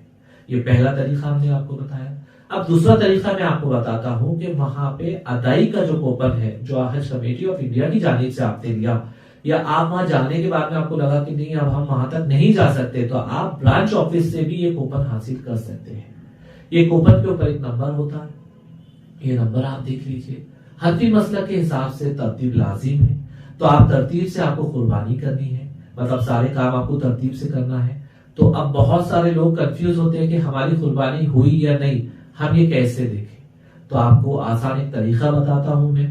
आप जो अदाई का जो वेबसाइट होती है उस पे जाइए, वहां पे आपको कूपन नंबर आपको जो दिया गया था, ये वाला कूपन नंबर, वो आपको वहां पे डालना है। जैसे आपने वहां पे डाला तो अगर आपकी कुर्बानी हो गई तो वहां पे आ जाएगा लिखे एग्जीक्यूट, यानी आपकी कुर्बानी हो गई। अगर वहां पे लिखा हुआ होता है पेंडिंग एग्जीक्यूशन, तो यानी आपकी कुर्बानी नहीं हुई। इस अंदाज में आपको वहां पे कुर्बानी करनी होगी। अब आपने एक उम्रा अदा किया, उम्रा अदा करने के बाद में जो चौथा काम होता है उम्रे का, वो होता है सर के बाल निकालना। तो वहां पे आप मक्का टावर में अगर जाएंगे तो ये 20 रियाल 25 रियाल आपसे हलक करने के लिए। अगर आप अजीजिया में जाके आपके सर के बाल निकालते हैं तो ये 10 रियाल में लेता है। आप रेगुलर अगर करने वाले हैं तो आप एक हजाम से बात कर लीजिए कि भाई हम रेगुलर उम्रे करेंगे, आप कितना पैसा लेंगे। तो अब जितने आप उम्रे करेंगे उतने पैसे आपको लगने वाले हैं वहां पे। तो ये भी एक खर्चा हमने आपको बताया।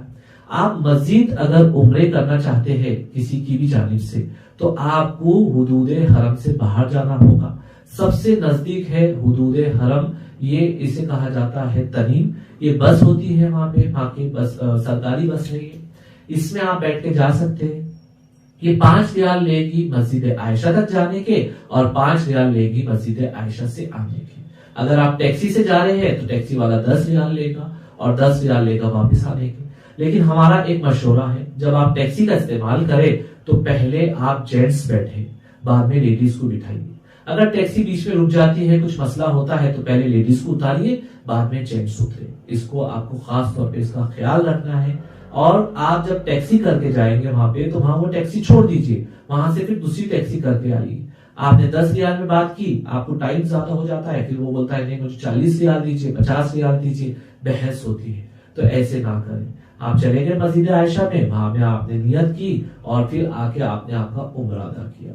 तो इस अंदाज में जितने आप उम्रे करेंगे, मैं पकड़ लेता हूँ 5 उम्रे आपने किए तो 5 रियाल 50 रियाल ये हो गए, 1150 वो हुए थे, अब 1200 रियाल आपके हो गए। अब एक जो खर्चा है हज कमेटी ऑफ इंडिया ने आपसे नहीं लिया। जैसे हमने उम्रा अदा किया था, उम्रे में 4 काम करना था हमको, वैसे ही हज में 9 काम करना पड़ते हैं, जिसमें 3 फर्ज है और 6 वाजिबात है। तो जो हमारा तीसरा फर्ज है तवाफे ज़ियारत, तो ये तवाफे ज़ियारत ये आपकी जाती जिम्मेदारी है, आपको जाके ही करना है, इसका पैसा आपसे नहीं लिया गया है। तो आप तवाफे ज़ियारत का जो सवारी का इंतजाम होगा वो आपको करना होगा।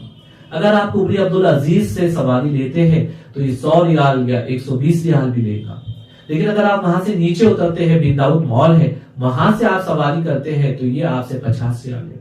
अगर आप कंकरी मारने के लिए जा रहे हैं वहां पे और 2 नंबर के जो फ्लोर है वहां से नीचे उतरने हैं, कम से कम आपको 1.5 से 2 किलोमीटर पैदल चलना पड़ेगा।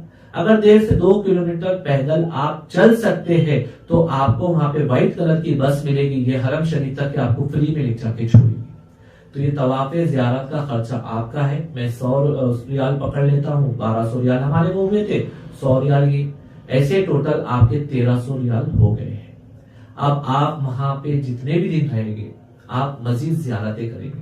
आप ऐसे मुकद्दस जगह पे जाएंगे जहां पे अल्लाह के रसूल गए थे, तो उसको जाने का अंदाज ये होता है कि आपके पास में कुछ बस वाले आते हैं, वो बोलते हैं हाजी साहब हम आपको सारी ज़ियारतें कराएंगे, सुबह में आप तैयार रहिए, हम आएंगे आपसे 20-20 रियाल लेंगे। आप उनके साथ में जाइए क्योंकि हिंदी बोलना जानते हैं, वो बस लेकर आएगा आपके पास। जब आप ये बस में बैठेंगे तो एक चीज का आपको खास तौर पे ख्याल रखना है, इसके ऊपर नंबर पड़े हुए हैं, जैसा इसके ऊपर है 307 नंबर, तो 307 नंबर की ही लाल बस में बैठेंगे आप तो आप यहाँ पे आ सकते हैं। अगर आप कोई दूसरी बस में बैठ जाएंगे तो कोई और जानिब आपको वो ले जाके छोड़ देगा, इसका खास तौर पे ख्याल रखिए। वो सबसे पहले लेके जाएगा आपको गारे सूर। गारे सूर ये वो पहाड़ी है जहाँ पे अल्लाह के रसूल हज़रत मोहम्मद मुस्तफ़ा सल्लल्लाहु अलैहि वसल्लम ने हिजरत के टाइम पे आराम फरमाया था। अबू बकर सिद्दीक रज़ियल्लाहु ताला भी साथ में थे। ये जो पहाड़ी है 5000 फीट ऊंची बुलंदी की पहाड़ी है। यहाँ पे ऊपर चढ़ना कोई इबादत में शुमार नहीं है, बावजूद रहिए नीचे से ही दुरूद शरीफ पढ़ लीजिए। इसकी हिस्ट्री थोड़ी सी मैं आपको बता देता हूँ। जब अल्लाह के रसूल यहाँ पे गए थे तो कबूतर ने अंडे दे दिए थे, मकड़ी ने जाला बुन दी थी। इंशाल्लाह ये सारी डिटेल और दूसरे हमारे स्लाइड्स में आएगी, वो हम आपको बताएंगे।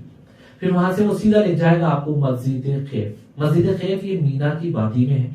जब आप हज के अय्याम में होगे तो ये मस्जिद पूरी आपको पैक मिलेगी। आप अभी जियारतों के लिए गए हैं तो वहां जाइए, 2 रकात नमाज तहतुल मस्जिद अदा कर दीजिए। फिर वहां से वो आपको मीना की वादी में लेके जाएगा। ये बहुत इंपॉर्टेंट है मीना की वादी। इसको जब आपको हज के 5 दिन में बताया जाएगा तो इसको आप आराम से पूरा समझिए, तो इंशाल्लाह आप फिर मीना की वादी में कहीं पे भी घूमेंगे नहीं। ये मीना की वादी में आपको 5 दिन रुकना है, ये आपने देख लिए। फिर आप आपका एक बैग पैक करेंगे। जब आप मीना जाएंगे तो मीना को जाने के लिए आपको 6 दिन पूरे उतनी मेडिसिन रखना है, थोड़े से गर्म कपड़े रखना है, खाने पीने की अशिया रखना है, एक नया लिबास रखना है, एहराम का एक सेट आपके साथ में रखना है, आपको मैप रखना है, उसके बाद में ब्रेसलेट जो आपको दिए गए हैं वो रखना है, आइडेंटिटी कार्ड आपको वहां दिए जाएंगे वो रखना है, स्टील का बेल्ट आपको साथ में रखना है। ये आपके 5 दिन का जो बैग होगा 5-6 दिन का वो पूरा आपको बना लेना है। अब मैं आपको बताता हूं जब आप मीना, अरफात और मुजल्फा में होगे तो उसके बोर्ड कैसे होते हैं और आपको हुदूद में कैसे रहना है। सबसे ऊपर देखिए मीना का बोर्ड है। आपको 5 दिन जो मीना में होना रहना है तो ये हुदूद के अंदर रहना है। Meena start here. अरफात का बोर्ड पीले कलर का है और नीचे मुजल्फा का जो बताया जा रहा है वो देख लीजिए। मीना को 7 हिस्सों में बांटा गया है, वो आपको देख लीजिए। अब इसमें जो जोन के बोर्ड है, बड़े बड़े बोर्ड आपको नजर आ रहे हैं, 3 नंबर का, 4 नंबर का, तो आपको कौन से जोन में बिठाया जाएगा, कौन से जोन में आपको भेजा जाएगा वो आपके मौलिम से आप मालूम कर लीजिए और आप वहां जाइए। फिर आपको ये कार्ड साथ में रखना है। फिर आपको वहां पे टेंट दिए जाएंगे, टेंट और खैमे होते हैं वहां पे। एक मौलवी के जेरे निगरानी 5000 हाजी होते हैं, तो ये ऐसे खैमे और टेंट वहां पे आपको अलॉट किए जाएंगे। आप मीना में जब बाहर होंगे तो आप बाहर आइए, आपके पास में एंड्रॉइड मोबाइल होगा, वो एंड्रॉइड मोबाइल से आप ये पोल की फोटो खींच लेंगे। जब आप ये पोल की फोटो खींच लेंगे, जब आप जमरात पे जाएंगे, जब आप अरफात पे जाएंगे और जब वापिस आप मीना में आएंगे तो इंशाल्लाह आपको परेशानी नहीं होगी। आप ये पोल बता दीजिए किसी को भी ये पोल कहाँ पे है। और जो हाजी साहब अपना लोकेशन शेयर करना जानते हैं तो वो अपना लोकेशन शेयर कर लीजिए अपने टेंट के पास से। तो जब आप वापस आएंगे, अगर आपका खैमा आपको नहीं मिल रहा है तो आप लोकेशन डालिए, इंशाल्लाह आप आपके खैमे तक आसानी से आ जाएंगे।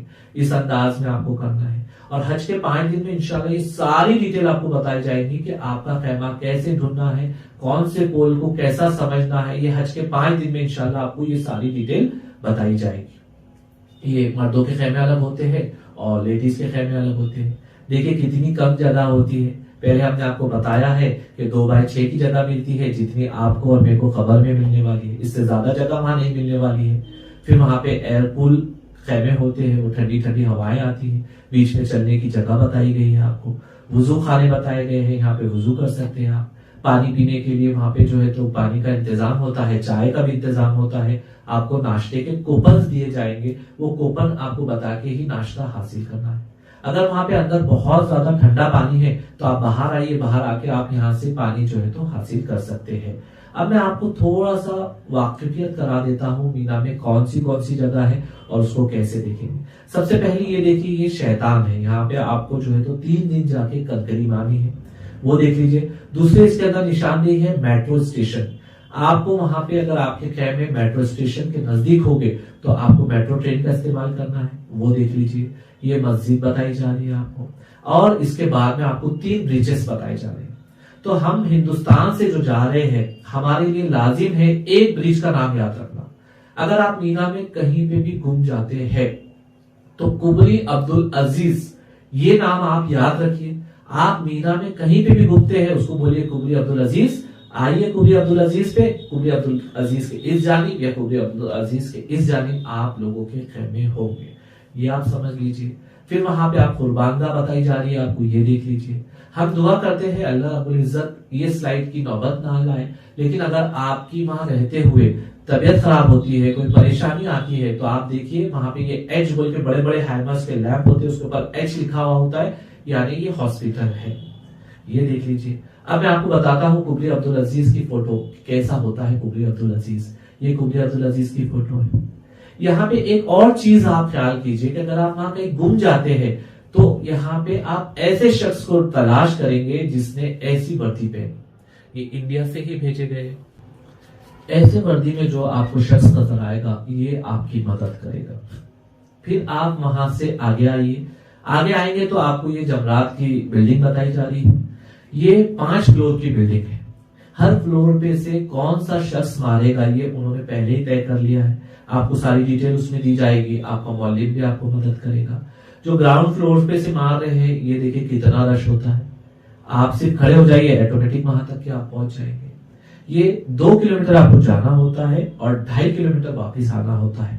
आपके खेमे से जाने के लिए जाने के रास्ते अलग होते हैं, वापिस आने का रास्ता अलग होता है। अगर आप मेट्रो ट्रेन से जा रहे हैं तो आपको ऊपर छोड़ा जाता है, ये 4था फ्लोर होता है, ये सबसे आसान है। आप डायरेक्ट मेट्रो ट्रेन में बैठे आप डायरेक्ट जाएंगे, जैसे गए तो आपको वहां पे शैतान के जो है तो बड़े बड़े वो बताए जाएंगे कि ये शैतान, पहला शैतान है, दूसरा है, तीसरा है।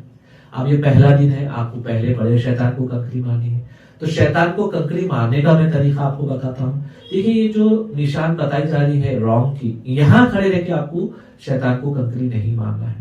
ये जो शैतान की वॉल है ये 35 फीट लंबी है, तो आपको कम से कम 40 फीट उसको क्रॉस कर देना है दूर से जाके, और जैसे ही क्रॉस कर लेंगे आप तो फिर आप जाइए तो सामने से एकदम आसानी से आप जा सकते हैं, जैसा एरो के जरिए बताया जा रहा है। हाथ में आपने अपने कंकरी रखी, कलमे शहादत की उंगली में रखा, बिस्मिल्लाह अल्लाहु अकबर, 1 2 3 4 5 6 7, इस अंदाज में आपको वहां पे कंकरी मारनी है। पूरी कंकरी उठा के एक साथ मार लिए तो वो एक ही काउंट होगी, इसका आपको ख्याल रखना है। फिर आप वापस वहां से निकलिए। निकलने के बाद में अगर आप मेट्रो ट्रेन से जा रहे हैं तो ये ऐसे बैरिकेड्स होंगे, आपके हाथ में जो है तो लगा हुआ है टिकट, ऑटोमेटिक वो खुलेगा, आपको जो है तो ट्रेन के स्टेशन तक पहुंचाया जाएगा। तो आपको इस अंदाज में वहां पे जाके कंकरी मारनी है। फिर वहां से आपको वो लेके जाएगा मस्जिद निमरा। मस्जिद निमरा ये बंद होगी, बावजूद रहिए, 2 रकात नमाज तहतुल मस्जिद अदा कर लीजिए। वहां से वो आपको लेके जाएगा जबले रहमत। जबले रहमत ये वो पहाड़ी है जहाँ पे अल्लाह के रसूल हजरत मोहम्मद मुस्तफा सल्लल्लाहु अलैहि वसल्लम ने अपना खुतबा इरशाद फरमाया था हज का, और वो इतना जामे था कि दुनिया के जितने भी कॉन्स्टिट्यूशन है वो सब इस खुतबे के ऊपर आधार है, वो देख लीजिए। यहाँ पे ऊपर चढ़ने की कोशिश मत कीजिए, बावजू रहिए, नीचे से दुरूद शरीफ पढ़ लीजिए। फिर वो आपको लेके जाएगा मस्जिद इसमें मुजल्फा के मैदान में, इसका बोर्ड इस अंदाज का होता है, ये देख लीजिए। फिर मस्जिद मशहूर हराम के पास में आपको लेके जाएगा। हज के अय्याम में जो रात में आप यहाँ रुकने वाले हैं उस टाइम में यहाँ पे जगह नहीं मिलेगी, बावजू रहिए। आप जब जियारतों के लिए जाएंगे तो यहाँ पे 2 रकात नमाज तहतुल मस्जिद पढ़ लीजिए।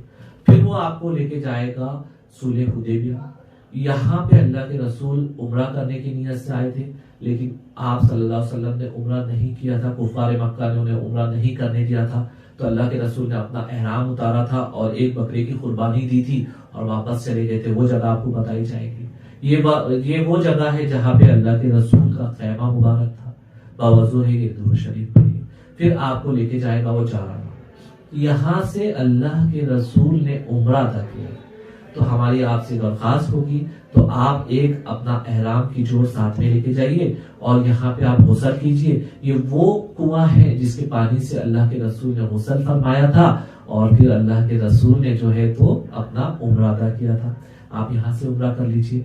एक खास चीज का ख्याल रखिए, अगर आपने जाराना से और सुलह हुदैबिया से और मस्जिद आयशा से उम्रा नहीं किया तो कोई बात नहीं, लेकिन अगर आप ताइफ जा रहे हैं तो आप हुदूद पार कर रहे हैं, मीकात पार कर रहे हैं, और मीकात अगर आपने क्रॉस किया तो फिर आपको उम्रा करना लाजिम होगा। तो जब अगर आप ताइफ जाने वाले हैं तो आप एक एहराम की जोड़ साथ में लेकर चाहिए। ऐसी मेरी माँ बहने कि जो उनकी नापाकी के अय्याम होते हैं, तो अगर वो नापाकी के अय्याम में है तो वो ताइफ ना जाए। अगर वो ताइफ जाएगी तो वो उसी अंदाज में उसको एहराम बांध के आना पड़ेगा। उसके पूरे जो पाकी के दिन होंगे, पाकी हासिल करने के बाद में उसको उम्रा अदा करना पड़ेगा।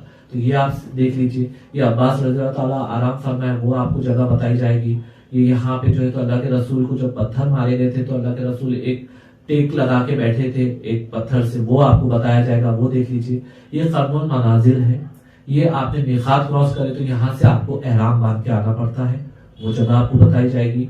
यहाँ से आप एहराम बांध लीजिए। अब एहराम बांध के आप आइए और अपना उम्रा अदा कीजिए। फिर आपको वहां से वो लास्ट में लेके जाएगा गारे हीरा।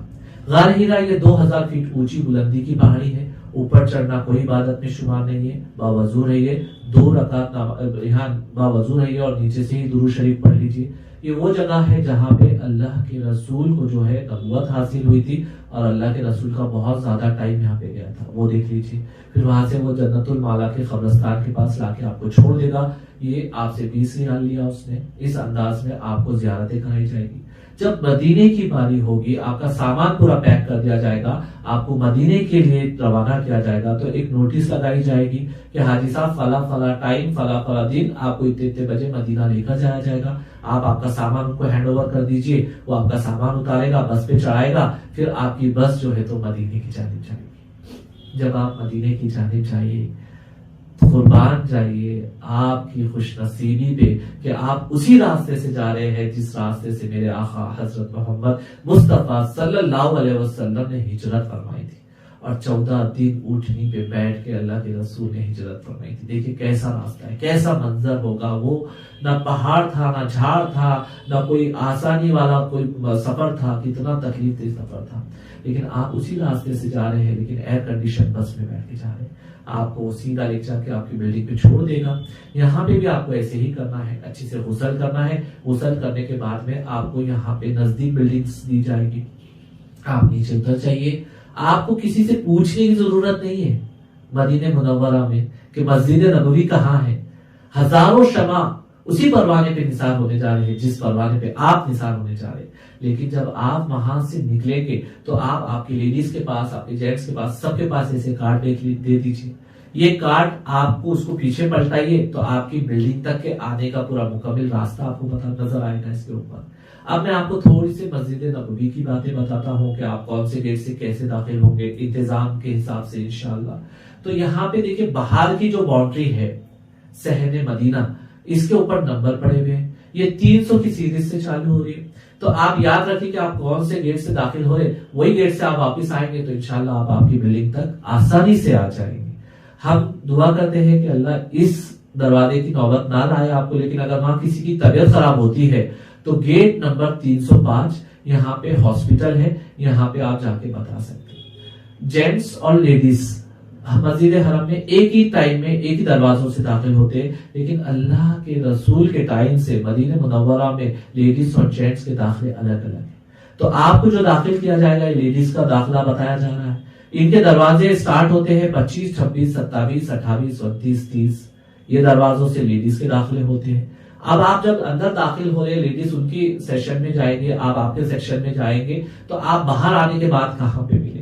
तो मदीने का जो अंदर मस्जिद नबवी का जो सहन है वहां पे ऐसे टॉयलेट्स बने हुए हैं। इसके ऊपर भी नंबर पड़े हुए हैं, 207 नंबर का टॉयलेट। तो आप उनको ये बताइए कि 207 नंबर के टॉयलेट से आप हम लोग जहां पे भी जा रहे हैं आप आपकी इबादतें कर लीजिए, बाहर आइए, आने के बाद में हम ये 207 के पास में मिलेंगे, यहाँ से फिर हम लोग साथ में जाएंगे। इस अंदाज में आपको बताना है। फिर अल्लाह के रसूल को सलाम पेश करने का तरीका आपको बताया गया है इंशाअल्लाह पूरा। तो ये वहां का निशानदेह है कि यहाँ से अल्लाह के रसूल को सलाम पेश करने के लिए जाएंगे। एक चीज और बताई गई है इसके अंदर कि यहाँ से आगे आपने नहीं आना, क्योंकि इमाम इसके पीछे खड़ा है, ये आप देख लीजिए। फिर रियाजुल जन्ना में जाने के लिए आपको नुसूख का ऐप डाउनलोड करना है और उससे आपको जो है तो वो लेना है। ये नुसूख के ऐप का आप एग्जांपल बताया गया है और जो टाइम आपको दिया गया है वही टाइम में आपको वहां पे रहना है। अगर इससे ज्यादा टाइम हो जाता है तो फिर आपका वो स्लॉट खत्म हो जाएगा, फिर आपको दोबारा वहां जाने नहीं दिया जाएगा। अगर आपके मोबाइल से वो बुक नहीं हो रहा है तो वहां पे मदीना मुनव्वरा में रियाजुल जन्ना के पास के लिए आप IHPO के पास में जाएंगे। यहाँ से भी आप वो परवाना हासिल कर सकते हैं। गेट नंबर 39 से आप अंदर दाखिल होंगे, ये मर्दों के लिए है। गेट नंबर 35 और गेट नंबर 37 यहाँ से लेडीज के अंदर जाने का दाखिला है। ये जब रियाजुल जन्ना में जाएगी तो इस दरवाजों से दाखिल होगी, उनको भी पास दिया जाएगा। अब मैं आपको बताता हूँ, जैसे आपने वहां पे जियारतें की थी मक्का में, वैसे ही मदीने में भी आपको जियारतें करनी है। जेर जमीन ऐसा खजाना और कहीं नहीं जो जन्नतुल बकी में। तो आप ये देख लीजिए, वहां पे अंदर जाइए, सुबह फजर के बाद और असर के बाद आप जा सकते हैं। वहां पे जाइए, वहां पे आप जो है तो सलाम पेश कीजिए। लेडीज को अंदर जाने का इजाजत नहीं होती है, जेंट्स अंदर जा सकते हैं। फिर वहां से वो लेके जाएगा आपको मस्जिद जुमा। मस्जिद जुमा ये वो मस्जिद है जहाँ पे अल्लाह के रसूल ने पहला जुमा अदा किया था। फिर वो खजूर के बागात में आपको लेकर जाएगा, वो देख लीजिए। फिर आपको लेके जाएगा मस्जिद खुबा। मस्जिद खुबा ये वो मस्जिद है जहाँ पे 2 रकात नमाज अदा करने का सवाब एक मकबूल उम्रे का है, तो वो देख लीजिए आप। फिर वो आपको लेके जाएगा मस्जिद खुबा, आपने देख लिया। वहां से आपको लेके जाया जाएगा मस्जिद किबलतैन, 2 किबले वाली मस्जिद, वो देख लीजिए। वहां पे आपको नए किबले की जानिब नमाज अदा करनी है। वहां से आपको लेके जाएगा ओहद की पहाड़ी। यहाँ पे बहुत बड़ी जंग हुई थी, जंग ओहद के नाम से। यहाँ पे अल्लाह के रसूल के दंदाने मुबारक शहीद हुए थे और 70 सहाबा यहाँ पे शहीद हुए थे। तो उनका मकबरा है वहां पे बावजूद है ये, वहां जाके वहां पे आप दुरूद शरीफ पढ़ लीजिए। वहां से वो सीधा लेके जाएगा आपको मस्जिद खंदक। यहाँ पे खंदक की बहुत बड़ी जंग हुई थी। इंशाल्लाह ये सारी डिटेल इस मदीने मुनव्वरा की ज़ियारतें और मदीने मुनव्वरा के आदाब में पूरी तफसील में बताए जाएंगे। मैं सिर्फ आपको खर्चे वाली बात बताता चलूं। वहां पे लेके जाएगा, फिर वहां पे मस्जिद फतह है। इस अंदाज में आपके 20 रियाल वो यहाँ पे भी ले लेगा। अब हमने सुबह में जो है तो हमारे 1400 रियाल खर्चा हुए थे और ये एक 50 रियाल इसको और पकड़ लीजिए, 1450 रियाल हो गए। फिर आपको वहां पे जो है तो खजूर खरीदनी है। ये खजूर आप कहीं से भी खरीद सकते हैं। वहां पे खजूर का मार्केट होता है, वहां जाइए, भाव कीजिए, भाव करके आप वहां पे खजूर खरीद लीजिए। कुछ छोटा मोटा सामान आप और लाएंगे तो ऐसा फी हाजी कम से कम 1800 से 2000 रियाल आपको खर्चा आने वाला है। तो हमारा मोटे तौर पे हम आपको ये मशवरा देते, फी हाजी 2500 रियाल आप यहाँ से लेके जाइए, इंशाल्लाह ये सारी चीजें हो जाएगी। ये 2500 रियाल का मशवरा इसलिए हमको आपको देना है कि अगर आपने वहां पे कोई गलती की, आप पे दम लाजिम हो गया, तो फिर आप वहां पे आपको हुदूदे हरम में ही दम देना होगा। इसलिए 2500 रियाल फी हाजी अपने साथ में लेके जाइए। जब आखिरी लम्हा होगा, हाजी साहब को कहा जाएगा, हाजी साहब आपका बैग पैक कर लीजिए, हम आ रहे हैं। तो आपको मदीने में 48 घंटे पहले आपके बैग आपसे ले लिए जाएंगे। तो बराए मेहरबानी आप जब बैग उनके हैंडओवर करने वाले हैं तो इसमें पासपोर्ट या पूरी मेडिसिन मत रखिए। 5 दिन पूरे मेडिसिन आपके पास में रखिए, ओरिजिनल पासपोर्ट आपके पास में रखना है। जमजम लाने की इजाजत वहां पे नहीं दी गई है। फी हाजी 5 लीटर जमजम आपको मुंबई एयरपोर्ट पे इंशाल्लाह दिया जाएगा। जज़ाकुमुल्लाह खैर। ये मैंने आपको सफर की तफसीलात बताई। इंशाल्लाह ऐसे ही उम्रे का भी हमारा एक बयान है, वो भी आप देख सकते हैं। और आप हज के 5 दिन सिर्फ आधे घंटे में पूरा मुकम्मिल हज के 5 दिन आपको इसके अंदर समझाए गए हैं। तो ये हमारा चैनल है, इसको आप सब्सक्राइब भी कर लीजिए। इसके अंदर वो सारी डिटेल दी गई है। जज़ाकुमुल्लाह खैर।